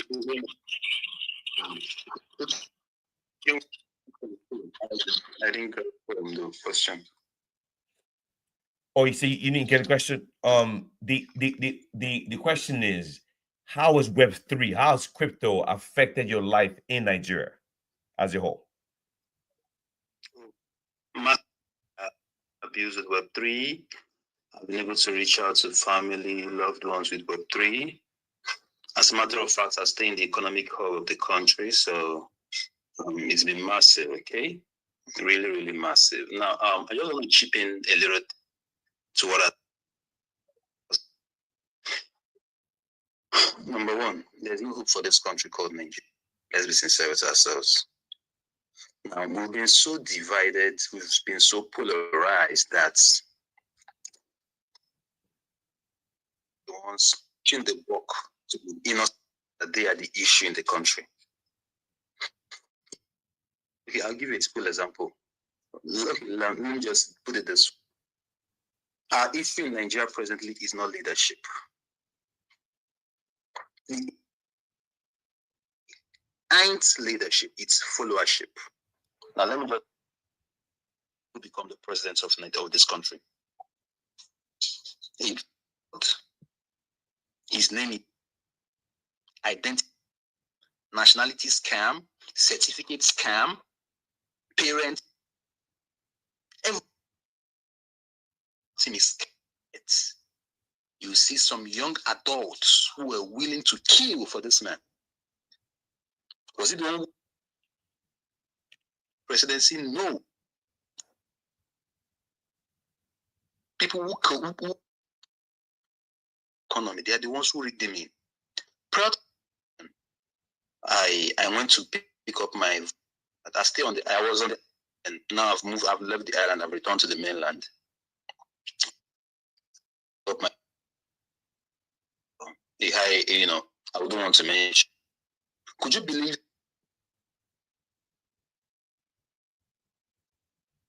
They check your name. Okay, you are from this. You are this religion. You're this tribe. They're not going to give you your card. So nobody come here and tell us the problem is leadership. It's not leadership. It is followership. A day after, young men had guns with them. It's you need to understand of ticking in the fabric of this country called Nigeria. Now, there's something I would like to, I don't know how some people are going to take it, but for that bottom. Now, during sentiment, politicians, whip ups, one of the is they keep, they keep saying there's a particular tribe that has come into Lagos and are taking advantage of land, and then when sentiment, you realize that these guys really have no foundation. Like okay,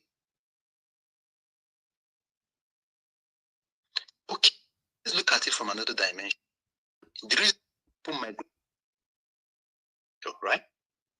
Now, pre-amalgamation, pre-independence, we've country that's been used to build infrastructures.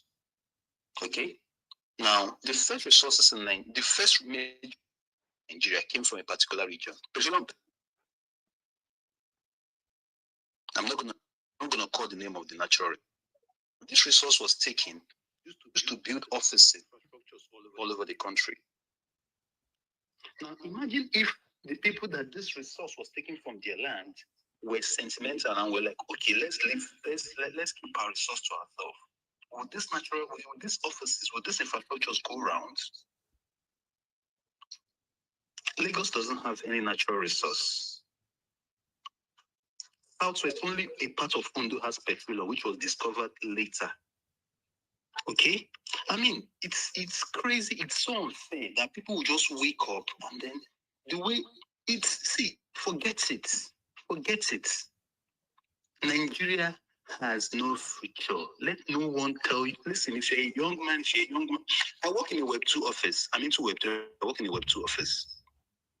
Someone in my Web 2 office said something one day. He said Boko Haram is not a terrorist organization, that Boko Haram is entitled to their opinion.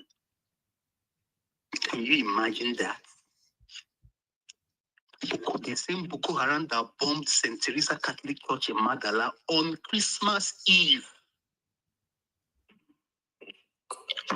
Remember when Jonathan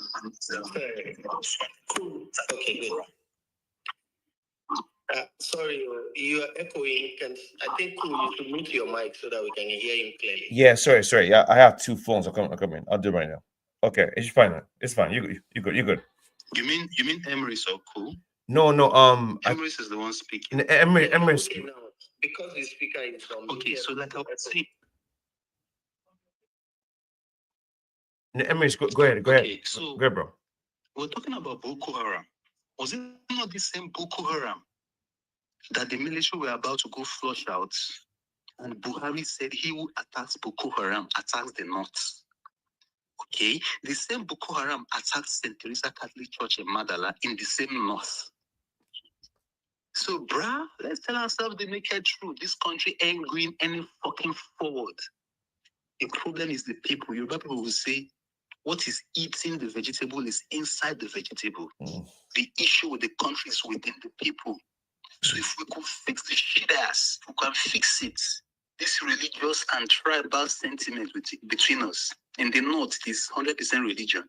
But when you come down south, they keep painting it tribe. Okay, they say it's tribe. But then, whenever we're ready, we fix it. As for me, Web 3 is the goal. So my Web 2 just as a second or third source of income. So Emrys, so that's the question. That's your mic, man. Oh, sure. Hey, Emrys, can you hear me?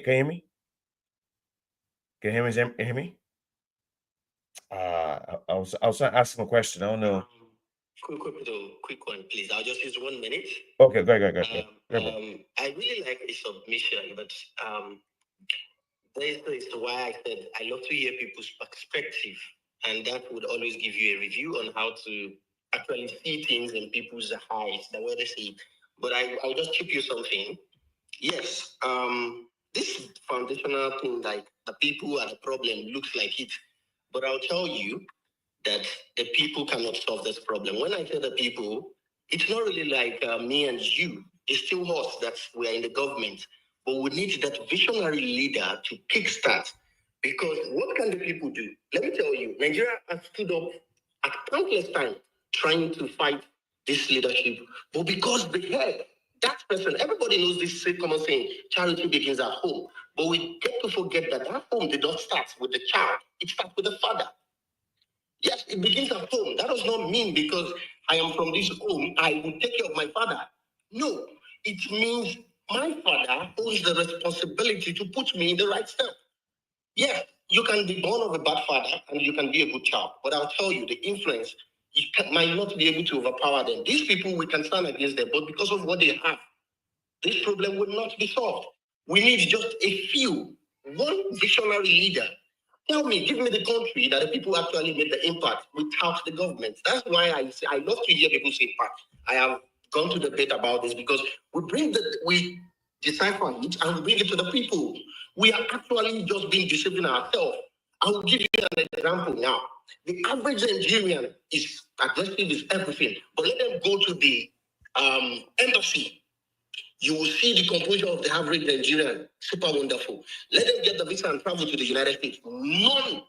Check it out. 99% of every Nigerian that travel abroad never read the Constitution of the United States, but they become a law-abiding person. Both our government and everybody.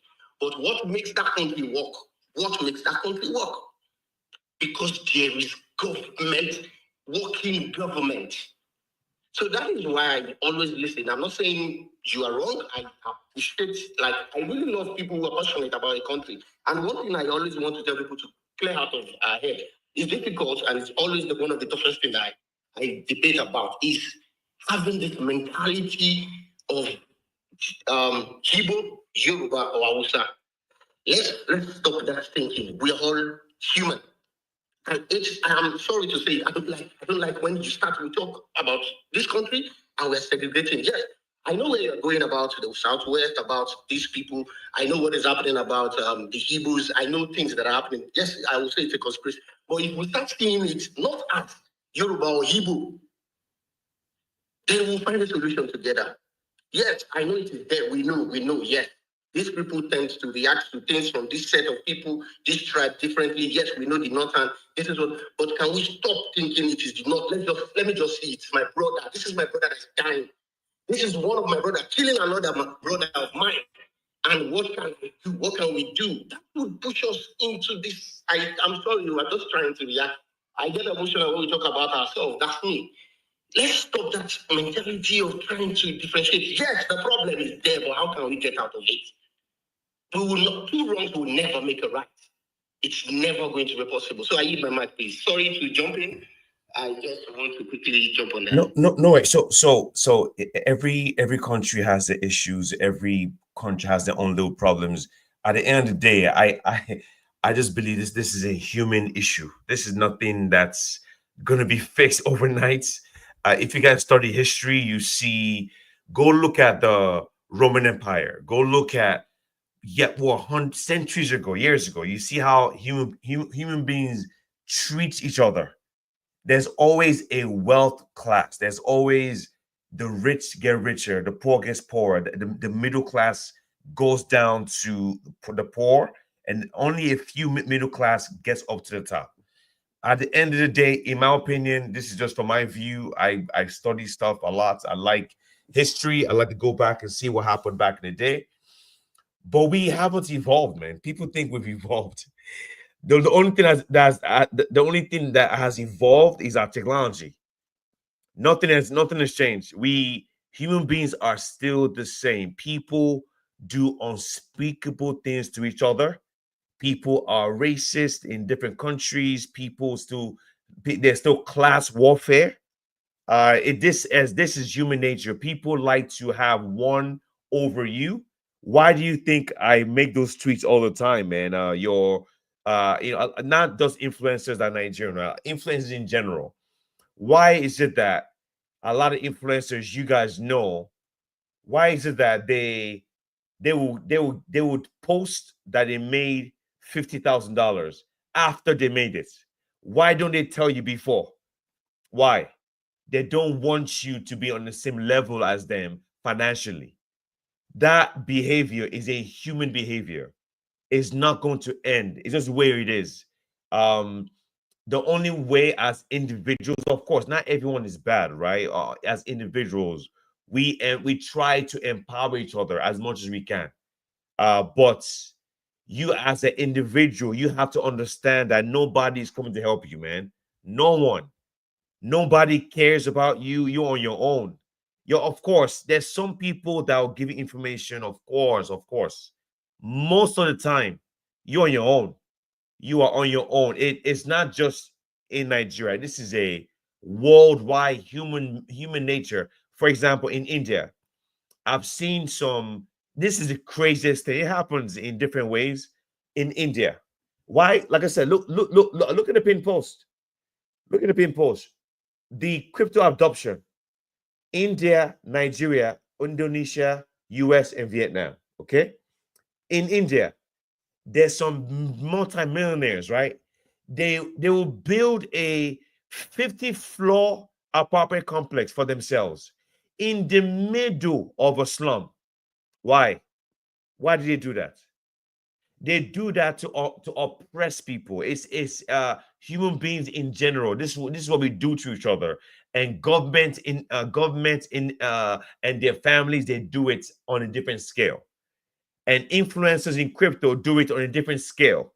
And that's why I always tell you guys, find a way to empower yourself. Of course, follow the right people. The moment you see an influencer that's talking some bullshit, unfollow them immediately. But you are on your own. I'm just being honest with you, especially in 2020, 2025. Back, because I feel like that the more human beings are evolving because of technology, we are evolving into a species of selfishness, of me first, me. It's all about me. It's all about me. It's all about me. It's all about me. It's all about me. And unfortunately, the society is changing. I'll give you an example. A guy in New York was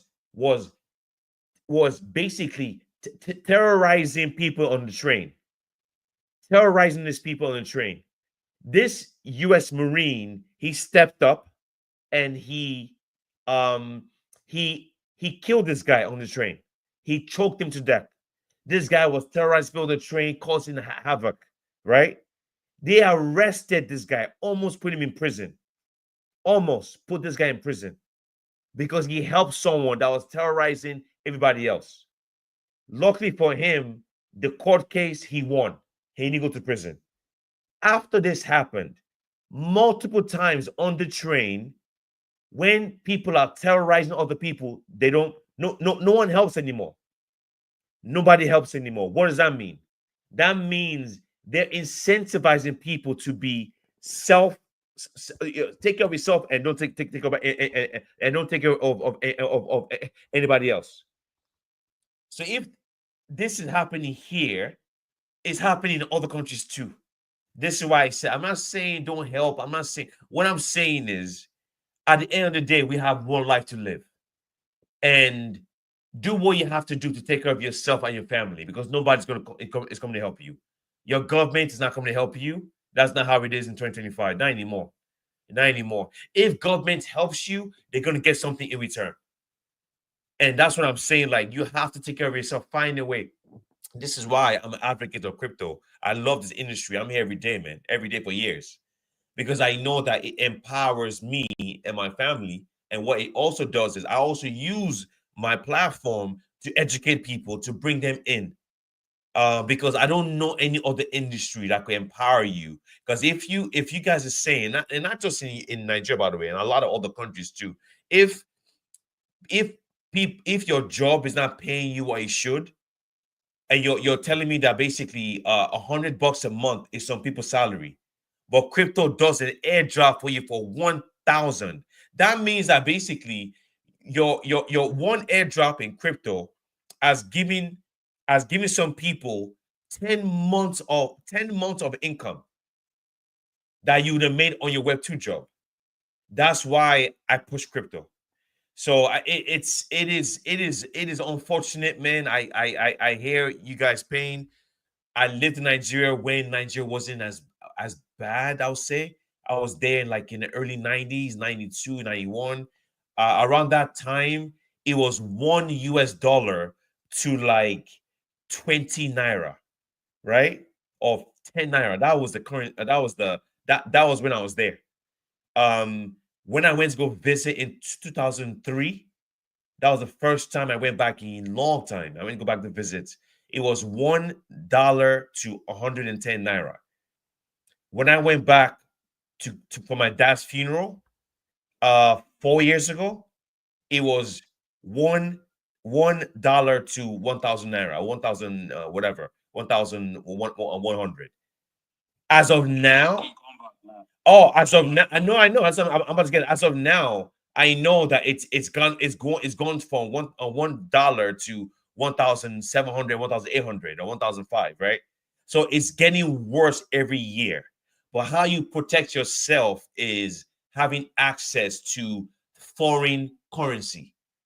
How do you have access to foreign currency? Crypto. This is why I've been pushing you guys to educate your family, educate your friends, educate your people in school, educate the people around you, your orbits. That's all you could do, because your government is not going to do it. That's not going to happen. That's why they try to block crypto from thriving in Nigeria, not just Nigeria, other countries too, in India. Same thing in India, same thing in China, same thing. It's no difference. Even in the US, same thing in the US too. But fortunately for the people in the US, there's a very strong interest in crypto, and because there's money to be made. As long as that's what I care about the US. As long as there's money to be made, is a capitalist society, they'll find a way to make it legal. And there's a battle. Oh boy, there's been a battle for the past 10 years to make crypto friendly in this country. But man, to hearing you guys talk, it's almost like you don't have a choice, man. If you don't have access to crypto or access to something in Nigeria or Ghana or Togo or Venezuela or El Salvador, you are in big fucking trouble. There's no choice. There's no choice. You don't have a choice. Like, you do what you have to do. And that's why we talk about people, man. You got to do what you got to do, man. You cannot let, you're not tired. You don't have to, especially because, people in the West have the luxury. Not all, some have the luxury to say, I'm just going to relax and that's fine. But even in the US here, I'd say all the time, people here are broke, man. A lot of people in the US are broke now because of inflation, and they're relying on their Web2 job, which doesn't do anything for you anymore. Because your people in New York, I'll give an example. If you make $100,000 a year, you're broke.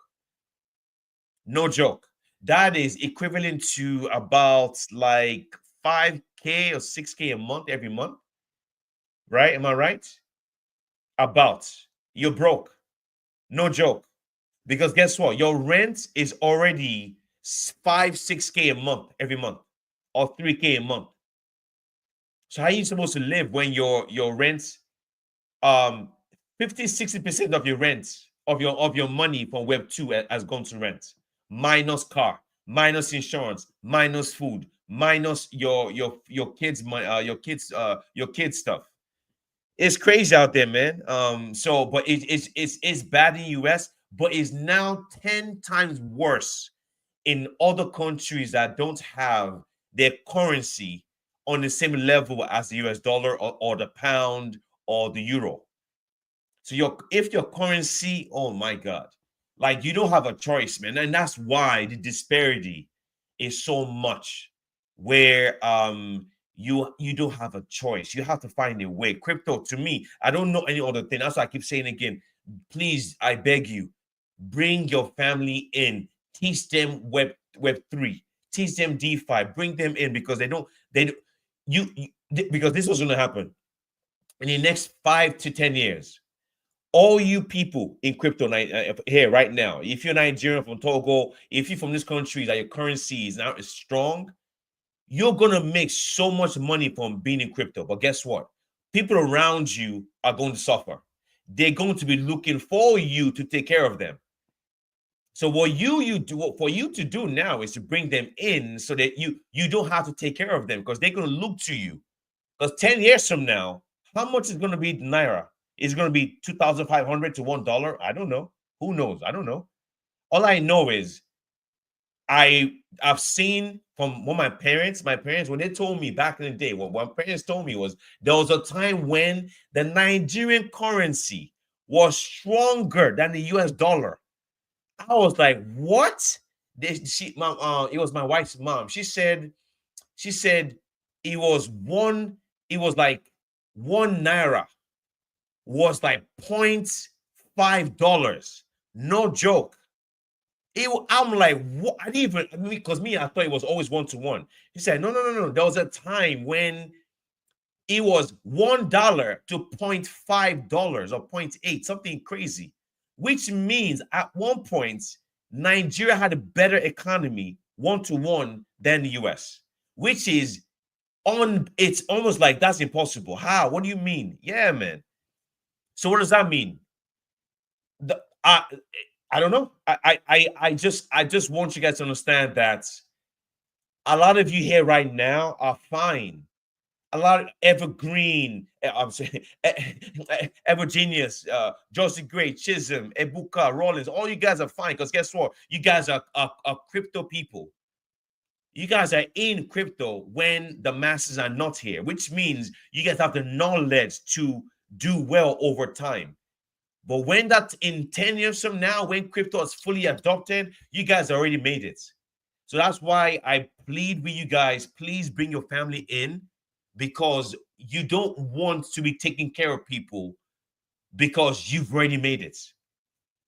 Let me give the mic to Nunat. Nunat hasn't spoken yet, man. Let me give the mic to you guys. And we have we've been on for 2 hours and 6 minutes. I'll probably extend it to about 30, 40 minutes, but I think she dropped off. All right, let me no, she's back. Nunat, what's up? What's going on? GM, cool. GM, what's up, man? Yeah, I can hear you. What's up? GM. Oh, GM, ever genius. Just great. I greet.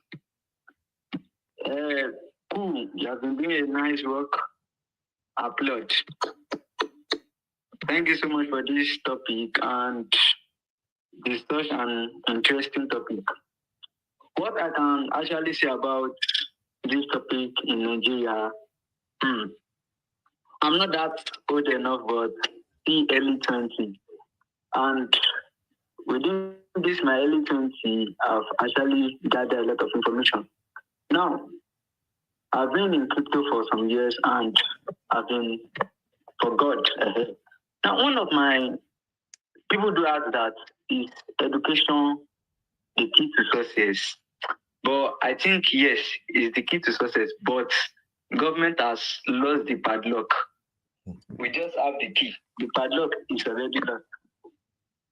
One of my brothers actually got work last 3 months. Yes, he got teacher work in secondary school, government work. And I asked him, I was like, bro, how much are they going to pay you every month? He's telling me as 11-8 teacher, he will be receiving 98K, 98,000. I think that's around $60 to $70 as 11-8 teacher. And I'm asking him like, bro, with all the education, with everything, you have BSc, you have this, you have that. And I asked him that, okay, when will you be collecting like 500K a month? He said maybe around level 15. And to get to that level 15, bro, it's not an easy task unless you go for PhD, master, everything. And I've checked a lot of people on Web3 here, and they're making more than that every month. Even though without crypto, there are some content creators making more than that. I think in Nigeria now, all the simultaneous equation my teacher taught me then in school, I've not solved any of my issues simultaneously. No, none. But I think we need education because in this Web3, If you do not know anything, that basic education, if you do not know it, you can't cope up. Because you will tell me that, okay, go on due pass to verify your identity if you do not have education. I think we need that. And about this inflation, God will save us. But Nigeria is actually, the government have actually focused up because our resources are not for us any longer. Even though Dangote actually built one refinery, and the refinery, we are not hearing anything about it. And a lot, all our resources are actually being traveled out of our country to be mined. And another thing they're doing is that, okay, on youth, if you are youth here and you have just car, you are living good life, see, police will arrest you. And I think our country can be better soon. No. Because my dad said, his grandpa telling him that, okay, Nigeria is still going to be better. His dad also telling him, that's my own grandpa telling him that, okay, Nigeria is going to be better. My dad is not telling me that Nigeria is going to be better. I think it's not going to be better soon, but I pray maybe it's better. And I think 2025 and all these Gen Z now, let us look beyond and think outside the box of education in Nigeria. Yes, because in Nigeria, that's where I see that, okay, our government did not let their children study here to travel them out. Our government will be sick and they'll be like, there's no good hospital. Why not? And if you are in this period, I think you need to work outside the box. Yes, think outside the box. And if you are in school, try to gather some things. And a lot of people will be like, well, please not something, but you can spend 5 years in school gently to go and receive one job of I think we need to think outside the box because education of Nigeria is no longer the key to success. It's the key to success, but the past law have been changed by government. I think we need to think out of the box. I think that's my take on this. Yeah, I Yo, Nunat, I appreciate you for that talk here. Just coming from a view. So I would say at the same time, while people are struggling, at the same time, people are making discussing money too at the same time, which is crazy to think. Because I know people in Nigeria that live like kings, man. They don't even know. They don't know what struggle means. They don't even know how they don't even know how to spell it. And when you hear stuff like this, it's just unfortunate because you know that the wealth could be distributed better. But even though, like I said before, I have to compare to the US. The US is horrible when it comes to the disparity of wealth. But at the same time, in the US, you don't have to be a multimillionaire to live an okay life, because the US gives their people access to goods and services. Sometimes you don't even have a good degree. You could do some okay job in a grocery store, and you work in a grocery store where you're selling meat or fish. You can still get a loan from the bank. They'll still give you a loan from the bank. You can still buy a nice big house. You can still drive a nice car, even though you're working your ass off. It's not easy, no. So at least that option is there, because ever since COVID, billionaires have tripled their wealth. Elon Musk's wealth now added like over $100 billion on top of what he's worth. Billionaires have increased their wealth 10x. Millionaires have increased it another 10x. So even though there's a massive disparity between rich and poor in the US, the difference is in the US, you could be an average person and still live a very good life. Unfortunately, in a lot of other countries, the disparity between rich, average, and poor is so huge. But the difference is the average, they haven't been able to move up as fast, or they've been stuck at the same place while everything is 10 times more expensive. So it's not like, oh, that you're making more or less. It's just everything is around you is so expensive now that you feel the pain even more. But it's pretty very interesting to see how this stuff moves, man, in different views. But I know you guys have been raising your hands for a long time. Let me give the mic to Josh the Great. Come back to Ebuka, then I'll go back to Ace. So Josh the Great, go ahead, bro. The mic is yours. All right. Thank you so much once again, KoolCrypto, Ever Genius, everybody again. So for me, I think why I wanted to maybe support what Emery said was because like Ever Genius, I'm actually like trying to see from the perspective of you both and those contributions you made the other time is because if an average Nigerian, if you notice right now, you discover that most people are eyeing the same positions that we are actually talking about as even a commoner, or maybe if most people are given the same opportunity to go to that same position that could actually distribute wealth, evenly to the people, they will likely do the same thing because this is the environment we have all grown. This is,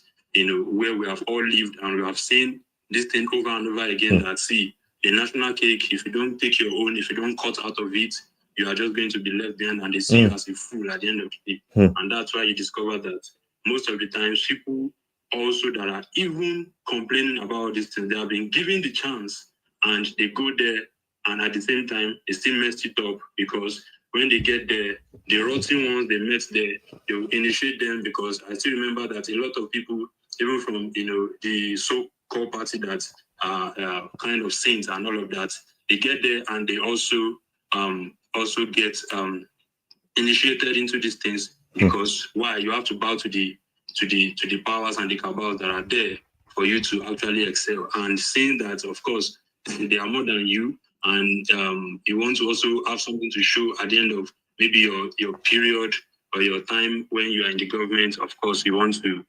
definitely just succumb to some of those things. So that's why I actually said the other time that for this thing to get better, it is going to take what we call as a mind shift and editing right from the followers. That's the only thing that can make it happen.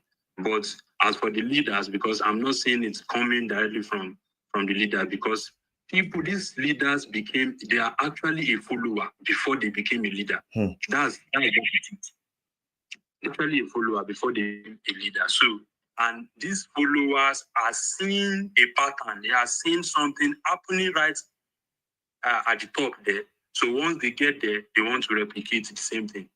So that's one thing, because which the other day my wife was telling me about, because she actually works in a bank, and she was telling me about, okay, this particular boss of a branch of theirs, and some persons actually have an account whereby maybe their wife or their parents or something, they are not even aware of it. Their children or anybody are not aware of it, and all of these things. So what happened was, when the guy, this person in question, was deceased, like he died, and unfortunately nobody actually have access. So there's this relationship manager of his that actually used to go meet him, they discuss and all of these things. So this person was aware of actually how much that is inside the account. So it was like the wife and the children are actually in pains, and they have some monies the father or the husband actually left in the account, and at least it's something reasonable that they can use to start off life and all of these things, just to compensate their. And when the lady came back, that's the relationship manager, to meet the boss, in the office and say, I will have to go inform. Can we inform the? It was like she was like, okay, let's try to bring this family to the knowledge of these funds in the accounts and all of these things. The boss said, in fact, he didn't even respond to him, and he changed his countenance and everything changed. So later he called her and said, "Don't ever, think about or bring up this discussion again and all of these things." So the lady became worried, and she was like, "I think she has to do something, even though it's going to cost her, her job and all of these things." So you see, this kind of scenario, this kind of situation, just within our local levels, just the same way you were saying it the other time, KoolCrypto, that everybody at a level, they want this level of power and control, whereby they can exert that same influence on the people. So they send screenshots and tell you that, okay, why did they not send the screenshot before?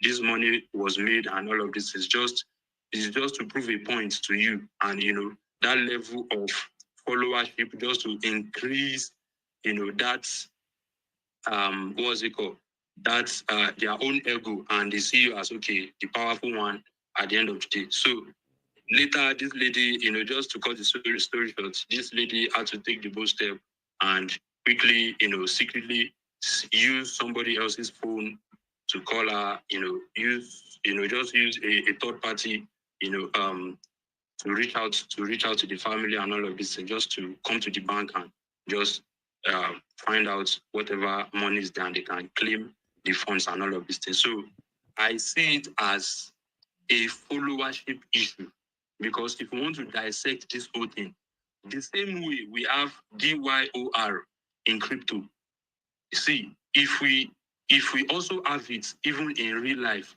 before making decisions to who somebody is going to vote, to be honest with you, maybe we are not going to be in this mess. At least we should be having a better government now.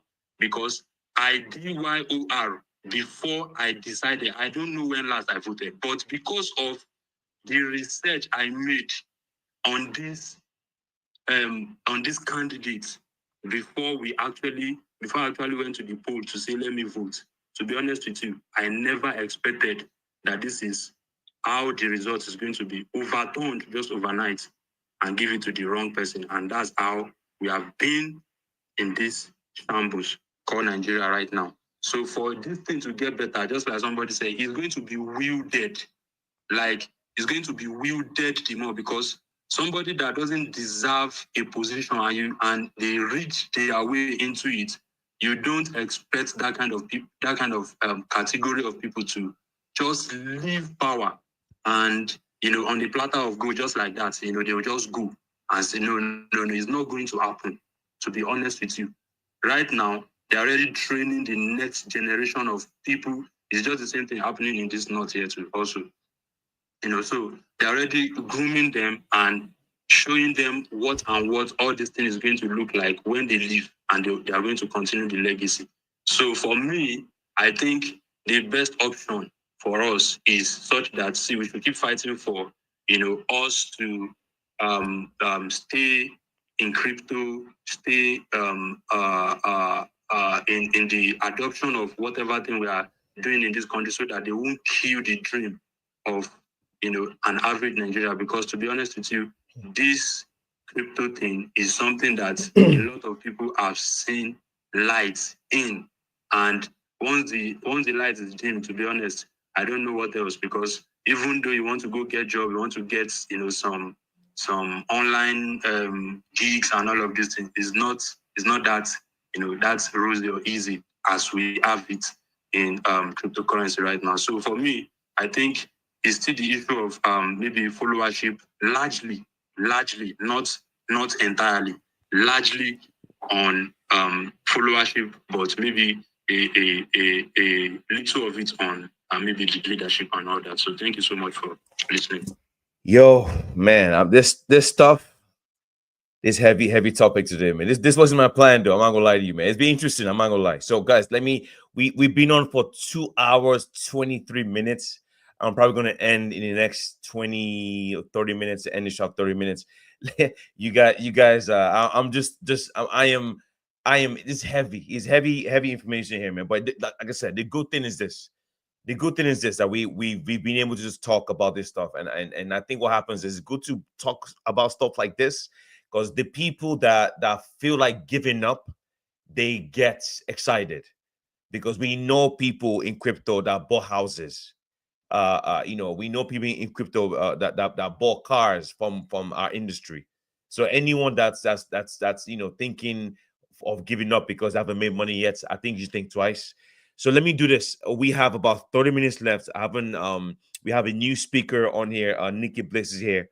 Let me get his view if you can. Nikki Bliss, we've talked about a lot of stuff. We spoke about the government. We spoke about the fire in California. We spoke about inflation. We spoke about different things. We even have some people from college and from school. They came on space telling us how it is for them as a young youth in Nigeria and other countries. So I don't know if you've heard the discussion. What do you think about what we're talking about, man? What's your view, Nikki? Yeah, man. Yeah. I wasn't really here, when the discussion was going on, but then I just came online. I decided to hop in, you know. But I feel like, I still have to like, have one or two things in the topic. If $1,000, a month is actually like good enough, to live in Nigeria, right? Now, to answer this question, I feel like if only, if only you are earning the money in in dollars, not in naira, is actually okay, right? But then if you are getting this money in naira, bro, it's not even okay, because at the end of the day, you will make a lot of expenses. You will make a lot of expenses, and you won't even know when you exhaust the whole money if you are getting it in naira. But if the money is in dollar, you will see yourself, exchanging it bit by bit, and at the end of the day, you see that, oh, you didn't really spend much in that month, right? So, I've said this thing before. I remember saying it once in your space, sometime last year. So yeah, that's all I want to like add up. Now I also want to address something. Please, if you are tweeting on X, you need to be very, very, very careful, right? They have started what they did last year. You know, sometimes they will log you out. Sometimes they will tell you to confirm your account if you're a bot. Sometimes they will even delete your X account, right? Because I noticed it this week. A lot of Twitter accounts have been going down, and I chatted with one guy a few hours ago before I slept off. Waking up now to like reply his message, I can't even like find his account. So be very, very careful. If you are tweeting, stop. If you are the type of guy that if you make a tweet, you copy that your tweet and paste it on an influencer's comment section. Please stop that. They will flag your account. And like these social stuff that we are farming, be very, very careful, especially this Benjamin AI. Know how you are farming it, right? Be very, very careful out here. If your Twitter account is a source of income to you, be very, very, very careful. Personally, for me, I know what I felt. I know how I felt when I lost my other account. It was really, really painful. So yeah, I just wanted to add that. Thank you, Mr. Ko, for like allowing me to speak. Yeah, for sure. Yeah, I remember Nikki Bliss, he grew his account to 10,000 followers, lost it to zero, and now let me see what is it right now. He grew it back to almost 9,000. So yeah, big ups. Yeah. Like I said, Twitter, you guys gotta be careful. I'm very, very, if you want to be active on Twitter, man, I would recommend having a burner account on Twitter, man, because you don't want to our Twitter accounts are resume. Whenever projects want to work with you, they go to your page and scroll down to see what you post. So be careful with Twitter for sure. We do have, so guys, like I said, we don't have that much time left. We've been on for almost 3 hours. So Let me give the mic to Engineer Goodby. And I'll come to Rollins. I've spoken in a bit. Then I'll come back to Emirates, and I'll come back to Virginia. So, Engineer Goodby, I see you. I'm sure you've been here this whole time. So let me hear your take. Go ahead, bro.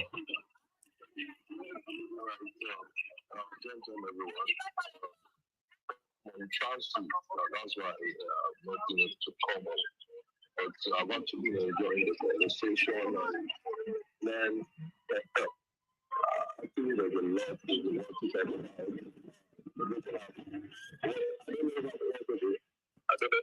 Yeah, we can hear you, but there's a lot of background noise, bro. A lot of background noise.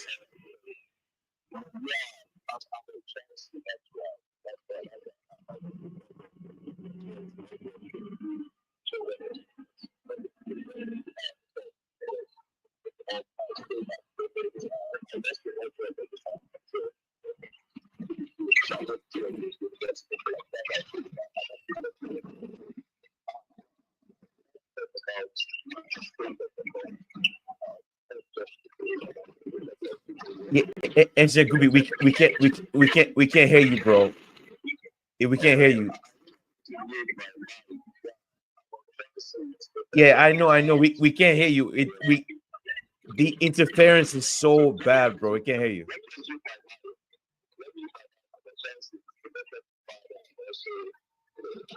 Okay, no worries. Yeah, I unfortunately, man, I would have. I would have liked to hear his view, but man, yeah, it's he background is too noisy, like extremely too much interference. Rollins, let me go to Rollins, then we'll go to Emirates, then I come back to Virginia after that. So guys, we have like 30 minutes to talk. We don't have that much time left. So, but first of all, thank you all of you for being on. This is pretty crazy.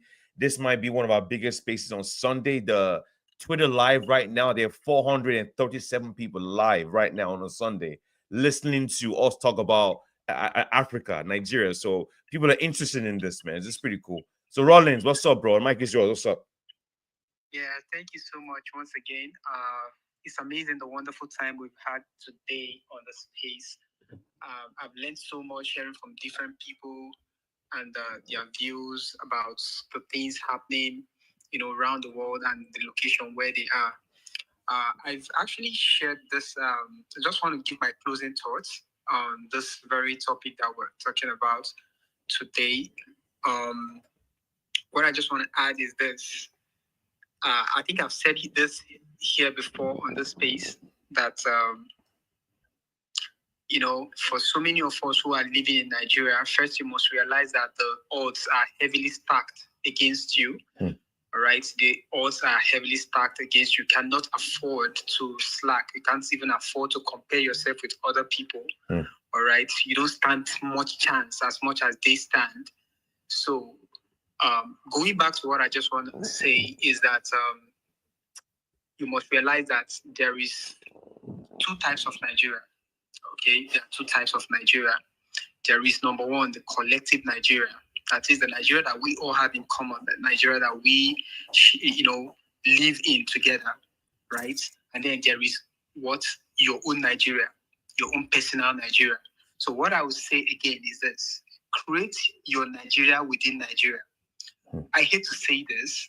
If things continue like this, I mean, we have been on a consistent speed towards the negative direction. So we'll be moving very fast, in reverse. And it's really sad. I don't want to be negative. I hate being negative. I'm a very optimistic person. I believe that the country still stands maybe a chance, maybe just a chance. If the right person comes in, okay, we can start building afresh because, Nigeria was the seventh fastest growing economy in the world. We can go back to that phase. We can go back to that era if the right person takes the position, but we don't know when. All right, we don't know when. So because you do not have control of time, all right, what I would advise is that you begin to intentionally create your own Nigeria within Nigeria. Okay, you create your own Nigeria within Nigeria, because I mean, why you do not have control over what happens in the collective Nigeria, the general Nigeria we all have in common. You don't have control of what the government decides to do, the policies that they will bring up, or the institutions who have become very greedy and are doing all they can to get the top dollars. You have a chance of creating your own Nigeria, that's in your own personal Nigeria, how you want it to be, the income you want to earn, and how you want to live. This is just my own closing thoughts, okay? That you create your own Nigeria within Nigeria. Enough of this trading blames. It's the government, it's the people, it's the followers, and all that stuff, blah, blah, blah. It won't get us anywhere, really. It won't get us anywhere. It's time for us to begin to take responsibility for our own future, all right? It's time for us to realize that the system is rigged against you.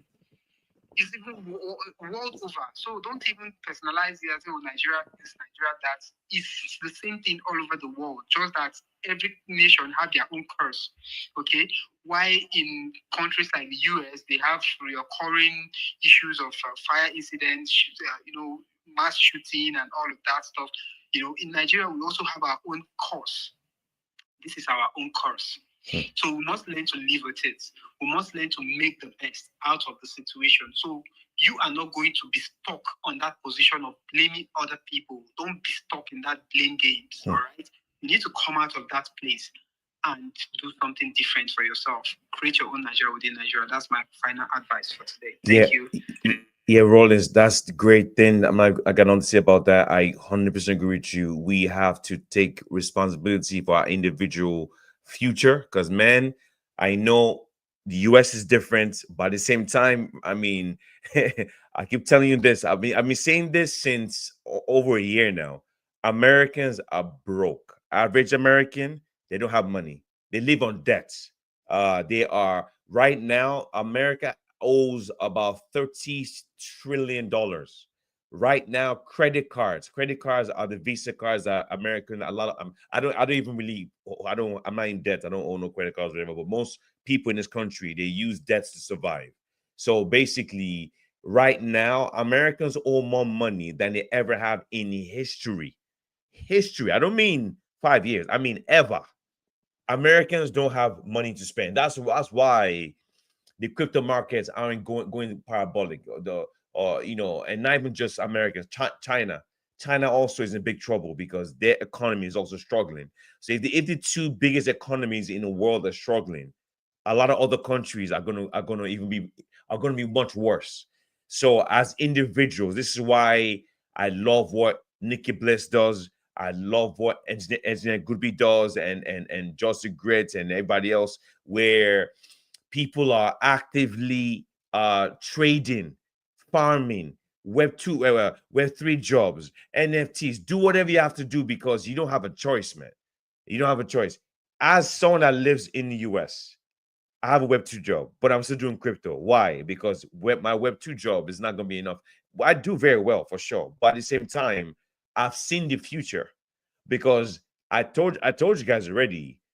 My wife and I bought a house, our first property, like almost 15 years ago. That same property now is double. So basically, while people's salary didn't double, the house that you want to buy now is double, which means by the time you buy it, you're spending more, like double the amount. Like it's crazy. I spoke to Samara, right? I said, oh, I was looking at cars. I'm not buying a car now, but soon I want to get something else. But I looked at the cars that a car that used to cost brand new car, nothing fancy, brand new car, used to cost $27,000. That same car now that used to cost 27K 10 years ago, 8 years ago, is now going for 65,000 today. That's what I'm saying. So even though people might live in the US, you think, yo, people are struggling here, man. Struggling. But of course, the struggle is different. When you live in a country where the currency is not the reserve currency, is even much worse. That's why I said you as an individual. I don't watch the news. I don't. Twitter is my life. I look at Twitter. That's what I look. I don't know what's going on in news. I don't even care because it doesn't help me. The government is not going to come and help me. They're not going to help me. No, not going to help my family. You as an individual, that's your job. We have to find a way to empower ourselves and empower people in our community, crypto community too. Yes. So that's what I'm saying. Is I love what Rollins said, where like if you go to Nikki Blaze's page now, go to his page, scroll down and look at his page. His page is filled with info to make money in crypto. Air drops this, Web3 drops this, NFTs that, something, some avenue to make money. And at the same time, he's grown his own community too, where he's empowering people that follow him. That's what we are doing here. We're trying to empower each other in different ways. So the point of this show that we did today was, okay, I know people are struggling. How can we fix it? How can we help out the young people? What do they need to do? Some people said, oh, schools is useless now. Some people said, no, go to school, but at the same time, find a side hustle on at the same time, because we just had someone come into space tell us they're someone got a job and they're making $70 a month or $80 a month. So how are you gonna be able to do a lot of things they want to do right in the future? So it's just a matter of, it doesn't matter how hard it is. That's another thing I'll say real quick before I give the mic, because we're gonna end the show soon. Next 20 minutes is you know, we have to bring people in, man. We have to, our friends, our family. You do what you, of course, you can't force them. Do what you can, because man, in the next 5 to 10 years from now, everyone in this space right now, because you guys were in crypto early, you are going to be the one that they will be depending on, and you don't want that. You don't want people to depend on you, people that you love. Why don't you bring them in now so they don't have to depend on you when that time comes? So guys, we have about like 20 minutes. I'm gonna just go around the horn here, and I'll just get everybody's last words. Just take about 5 minutes to give us your last words on anything, any advice for young people, at anything you want to say. 5 minutes. Let me go to Emirates first. Then I'll give the mic to Virginians are gonna come down. So just your last words, guys. We're about to end the show soon. So please go ahead, man. Emirates, you go first, bro. Go ahead. Last words. All right. Thank you once more. The great one. Okay, my last word. What I would like to say is, whatever we're doing, we should be diligent in it. Whatever we're doing, we should ensure we put in our best. I'd like to borrow the words of one of the speakers who said there are two Nigerians. The one we existing as a country, and then with the one with the one that we see ourselves as. For real, I could tell you, I generate everything here, man. From electricity to water. In fact, I'm thinking of probably maybe one day I will join the military in order to give myself security. You know what I'm saying? So it's a completely shithole, you know. But then what do? It's our country. And then I could remember after I spoke, someone said that I'm seeing it from a wrong point of view. I'm not seeing it from a wrong point of view. But I just want us to know one thing. That when you see evil, as an adult, when you see evil, and then you throw a blind face, because it's touching someone that's not on your, is not your ethnicity, you don't share the same tribe or religion with. By the time that evil consumes that person, that evil will come and consume you. Okay? That's the truth, man. That's the truth. Okay? Let's try and solve issues from the roots. Nobody can come and tell me you never knew Tinubu was not going to do well. The handwriting was on the wall, man. Come on. That man's got nothing to offer this country. Come on. He got nothing to offer this country. Let's tell ourselves the truth. The handwriting was on the wall. Everything about him was calm. Everything about him is still calm today. Okay? Peace out. Take care of yourselves. One love. Amaris, thank you. I think it's the first time you come into space. I appreciate you, man, for coming and drop your wisdom. Like I said, this show, I don't care about anybody's Twitter following. If you have a nice take, you're more than welcome. Anyone to come and talk, especially on Sundays.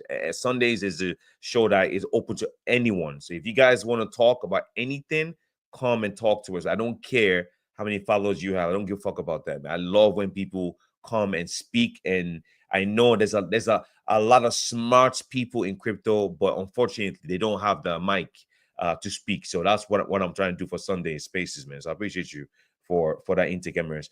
Evergenius, the mic is yours. What's your last words before we end? Crypto, wonderful job as always. And to everyone who has spoken, I really respect human perspective. I think I mentioned that. And I'm always open to learn. I used to have that too.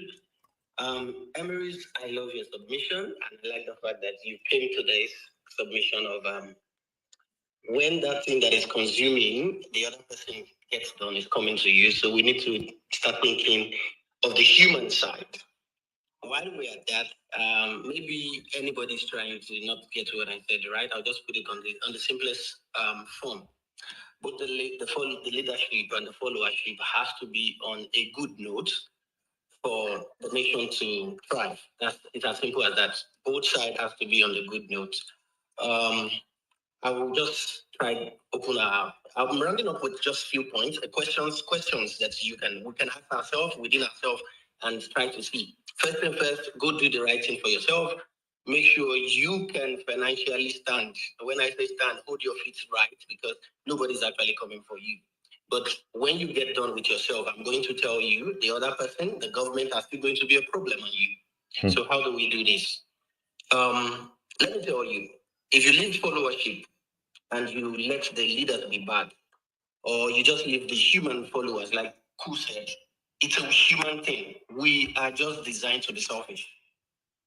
The only thing that puts followership in the right position is leadership, and the only thing that puts leadership in the right position is for the followership. So we need both on the good notes. I'll give us a quick short history between 1999 to now. When Obasanjo and the likes came in, we have some things in Nigeria. We have the monthly sanitation, which is actually being led by, local government. These things actually put the followership in order to some things. Cleanliness. We'll make sure the country is clean. What do you think about that now? Are you saying the people are not good, the followers are not good enough to know that we need to be clean? But we need this governing body to put some things right. The leaders have to be right, then the followers will also be ready to follow. That's my own submission on both followership and leadership. It's nothing serious. We as the followers, we need to help ourselves so that we breed good upbringings that can actually take this leadership position and do the right thing. But we still need them. A lot of us here has been promoted to this leadership level, and they fumbled. The same thing from us to them, they fumble. From them to us, they're rubbish. So we both need to be on the same level, and the mentality that we need to, all of us, just do the right thing for yourself. Make sure you are able to, at least, like I said, I mentioned this, build the future you want. Nobody's coming for you, not the followers, not your friends, not the government. But if we want to bring it to the social level, we all need each other. The government needs to be good. Tell me historically where the people has actually done it alone. No, you need that leader, 1% or 2%, who has the sense of urgency and the responsibility of taking the people along, the followers. So it's basically a two-sided sword. It has to go both ways. So everybody, we have the hedge already, like KoolCrypto will always say. We say because you are in crypto, you are heli, we are heli as well. So in the next year, in the next future, 5 years to now, crypto is going to be everything. Blockchain is actually taking full ground. Please get people in. And another thing, look at what crypto is doing, KoolCrypto. We tend to always think these leaders are so, a lot of people far away. No, it's me and you. KoolCrypto is teaching us, it's telling us, everyone here, me, you, we're already taking the role of leadership. So we need to now start doing it well, putting ourselves in the right conditions. KoolCrypto is telling you, go and do this. That is the position of leadership. Go and do this. So it is the bad followers that will not listen. And you will see it, you will see the results. So it's me, you, and everybody. Do that thing for yourself and do it for the rest. Thank you. That is my submission. We need to get things right. You can't help everybody. That is always there. Remember, we are all humans. The same person that you are trying to help is trying to backstab you and do a lot of things to you. Always watch your back. Prepare yourself. Build the future you want. Nobody's coming for you. But anytime you have the chance to lead and put people in the right position, please do. Thank you so much. I need my mic now. Nikki, please, I give it up to you. I see Kelly down there. Mr. Rollins, I gave a follow. And what's his name? The last guy that spoke, I gave him a follow because it's not about we having different opinion. That is even what makes the work entity, what makes success. Yes, let me know I am not right. You have something, let's bring it to the table, review it, and make progress. I love to actually see people go against what I say or give me different opinion of what they think so that we can come together to actually see that, yes, it's different to you, it's different to him. So I love everybody here. I love the fact that we are taking a step ahead. That puts you in that leadership position. Do the right thing and let's get going. Thank you, KoolCrypto. It's always wonderful to join your Sunday space. Oh man, I appreciate your ever genius. Like I said, guys, you guys are more than welcome. Definitely Sundays. I told you guys already. Sunday, hands down, my favorite space because we talk about real life stuff that affects everyone, all of us, right, in real life. So I appreciate you, all of you, all the great speakers that came, listeners. Thank you for coming to space. I appreciate you all. So let me see. Last words, Ebuka. Ibuka, last words, 5 minutes, bro. 5 minutes. I got like 10 minutes left. 5 minutes. Let me give you 5 minutes or 2 minutes. Go ahead, bro. Yeah, okay. So basically what I have to say, like as my last words here, while in Nigeria here I could say that the government is doing a lot, I still think that the people have a very strong part to play. Because most times I see, I've had the opportunity of seeing people get into certain positions and mess it up. Like they mess it up not because they don't know what to do, but because they're trying to be selfish, trying to secure a path for themselves.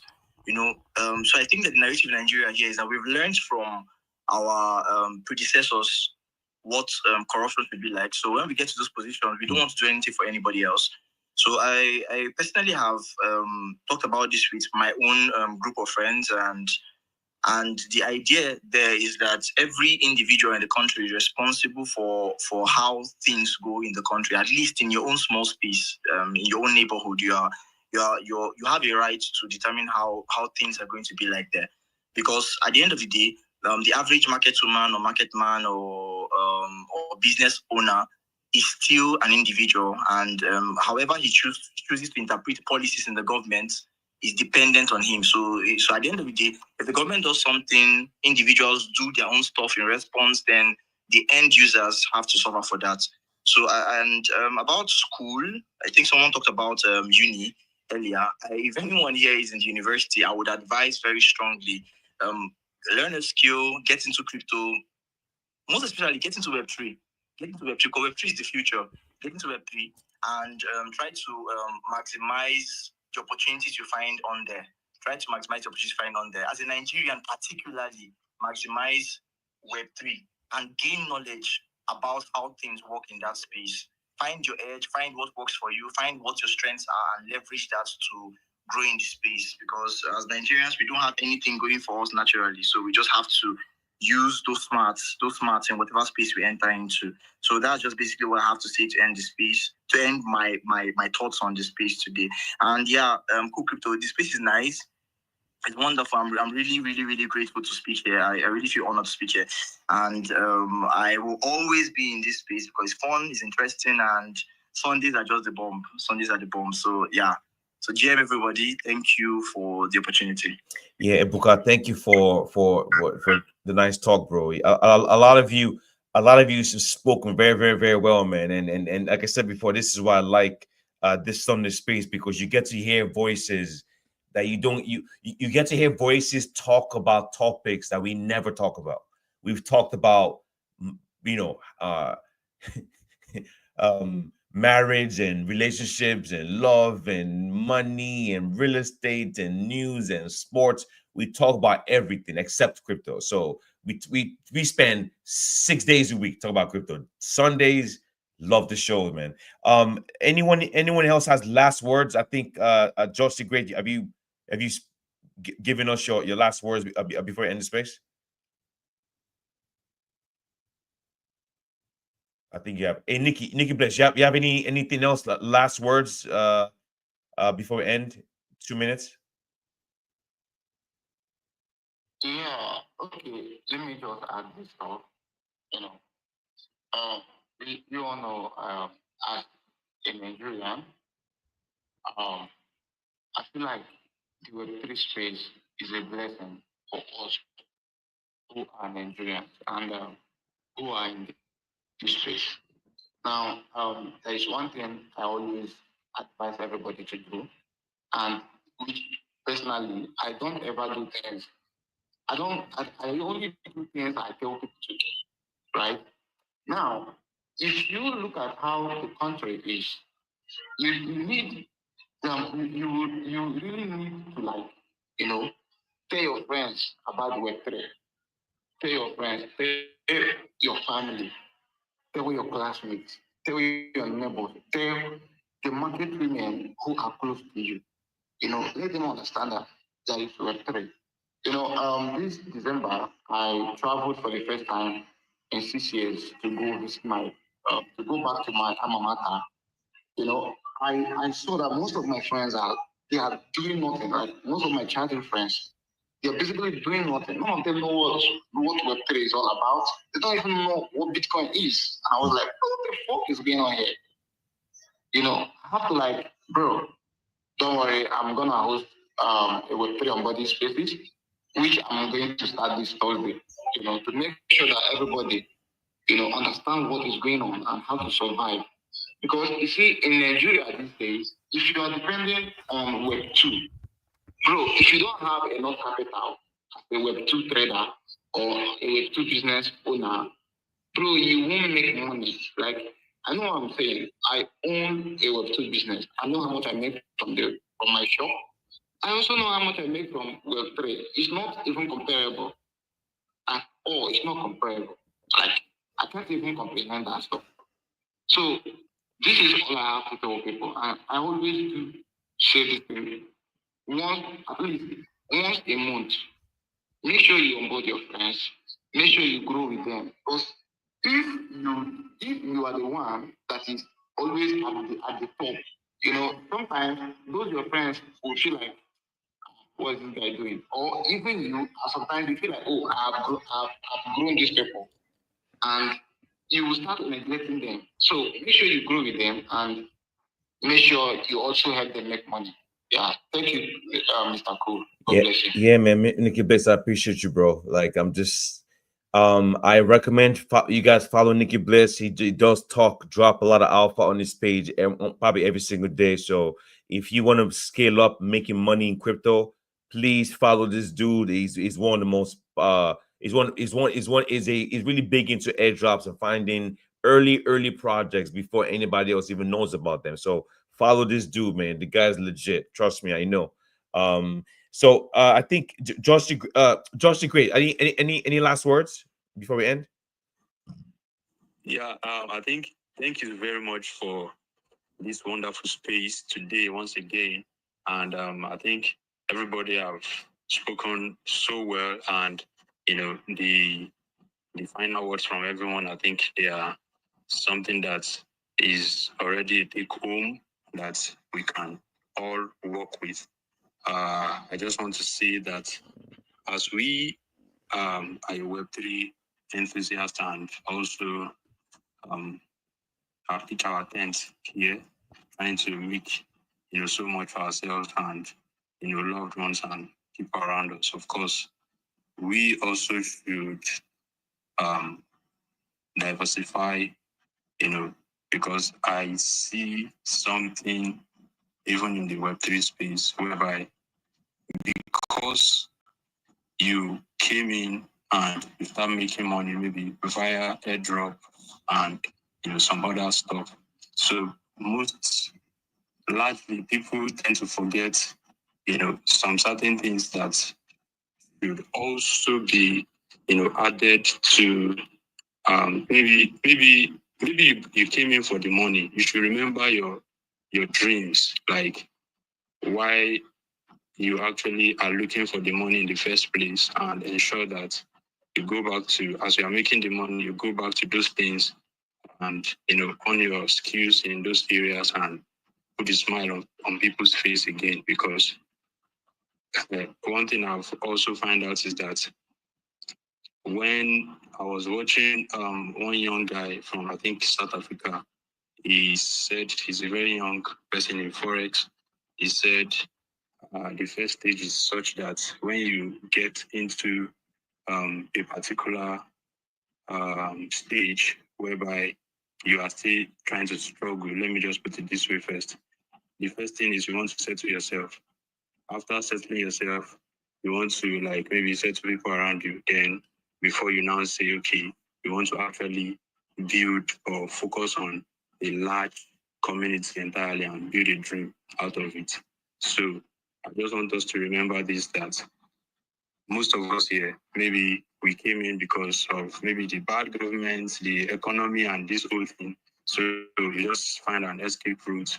So because you now start making money, you just forget every other thing that you're supposed to do. So I believe we can also make the money, diversify into those places where we actually left off before we came back to crypto, and still make impact in those areas where maybe the government or maybe the people are lagging. So you can fill in those spaces, and let's just not leave everything to the hands of other people around us or the government to come and take care of. So we can also just make impact in those areas. So that's just will be my final words for everyone on the space. And I thank you very much once again. Ever Genius, Nikki, please, everybody, please, one last thing. I'm looking for Kwai. If anybody have 10 to sell, please, I just want to buy. I need Kwai to mint and then or 20 save. So thank you so much. So Josh, I was, let me say something about that real quick. So the Kwai tokens, I saw a post from Joshi that said if you send Kwai to other wallets, they'll consider you as Cyber. So that's just information I got from Joshi. So be careful with that stuff. Yeah, so that's what I gotta say about that. But yes, guys. Sorry, Mr. Who was speaking?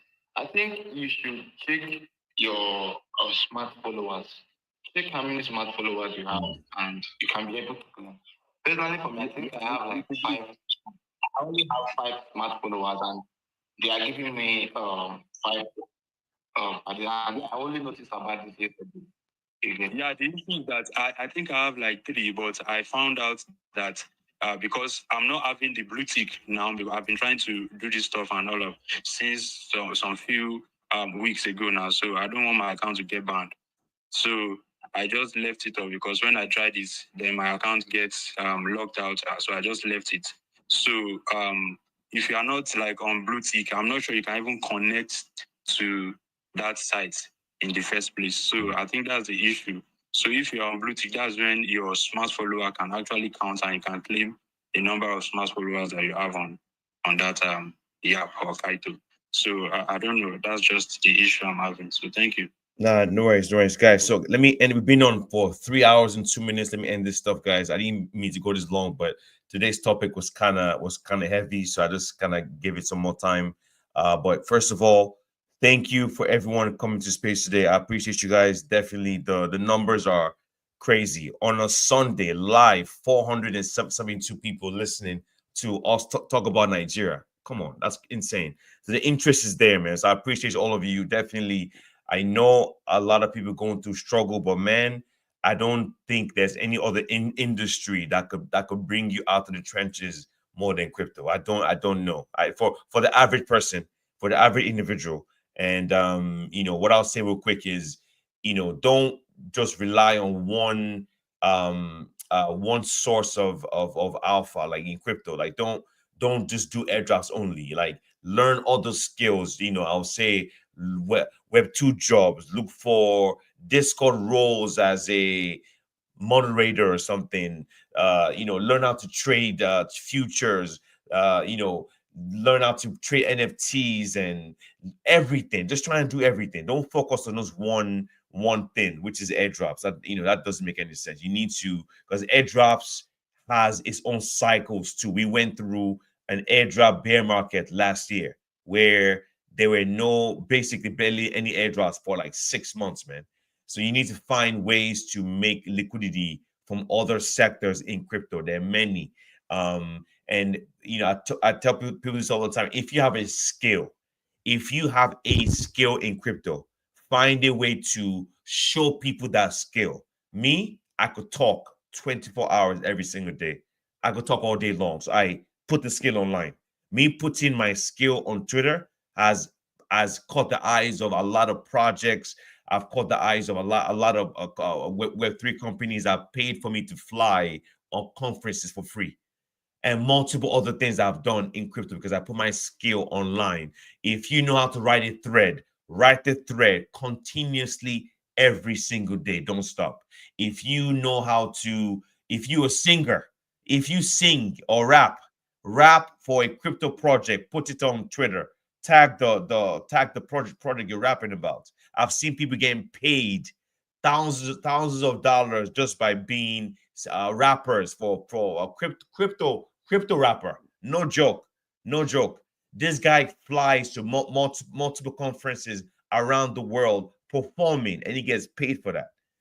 If you know how to do video content, for projects. Don't wait for them. Just do it for free. Post it online. Do it continuously. I told you about my brocade making between I'm not even sure. I think between 3 to 8K a month from Near Foundation because he makes video content for them. And they found him because he made the content on Twitter continuously, religiously, without getting paid at the beginning. And he did it.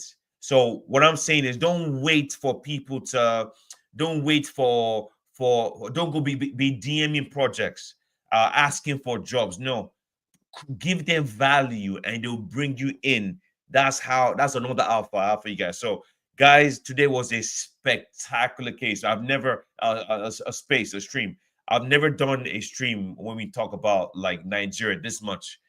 That's where I'm from, by the way. So yeah, but Sunday spaces are open. We talk about everything: relationships, money, real estate, cars, whatever, man. We open space. So every single one of you, speakers, listeners, thank you so much. I can't do this shit. I can't do this shit without you guys. It's been a spectacular space. And one more alpha. If you want to talk on the stream, on the space, please come sooner. Come sooner. Don't come at the end of the space. We're about to end. And I can't bring you up. And so I apologize, man, for not bringing people up that can't come up. We've been on for 3 hours, man, talking about just nonstop. 3 hours, no break. So come to the space sooner. You get the mic, no problem. But guys, I appreciate you guys for coming. It was a great stream today. Definitely, my last word is for anyone that lives in a country that the government is not really friendly to crypto. Find a way to keep grinding, man. Don't stop clicking. This, I don't think you guys understand. Like we in crypto right now are the envy of the world. A lot of people don't know, they don't realize how much money or how much potential they have to change their lives. They don't know. Even though we try to tell them, they don't hear or they don't understand this, but we try our best to educate them. If they don't want to listen, we move on. But we are blessed in crypto. I want you guys to understand that. We just hear people talk about people are making 80 bucks a month, $80 a month, $100 a month. When projects are giving people 5, 6, 7,000 airdrop for free. Zion gave people 10K. Dimension gave people 8K for free. Testnets. You didn't pay for this. So what I'm saying is like don't neglect this industry. If you haven't made money yet, your time is coming. Your time is coming. It's just a matter of when, not if. So just keep clicking. Don't stop clicking. Thank you for coming, guys. I'll see you guys again tomorrow. But definitely the weekday schedule. I do daily crypto news. I'm here every day, Monday through Monday. Well, Monday through Thursday is 1 hour for the weekdays. I talk about updates for the crypto markets. This is what's going on. Friday is a 2-3 hour show. Saturday is our alpha show, 3 hours. Sunday, you guys have seen it. Sunday, 3 hours. So thank you for coming to the show, man, and just stay with me on a Sunday. On a Sunday for 3 hours. I'll see you guys later, man. Enjoy your weekend, and man, keep clicking. That's all I gotta say, guys. Much love. I appreciate you guys, man. I'll see you guys again on the timeline. I appreciate you. Thank you for coming to space, man. Thank you. All right, so I'm on street on I've ended on Twitter Spaces, guys. Live stream. Thank you for coming to the show, man. We're growing like crazy. The numbers are astronomical. 477 people live on a Sunday. Crazy. Thank you. Thank you for spending time with me. Let me end this shit and go spend time with the family and go eat some food, man. Peace out. I'll see you guys later. Definitely. I appreciate you guys for coming.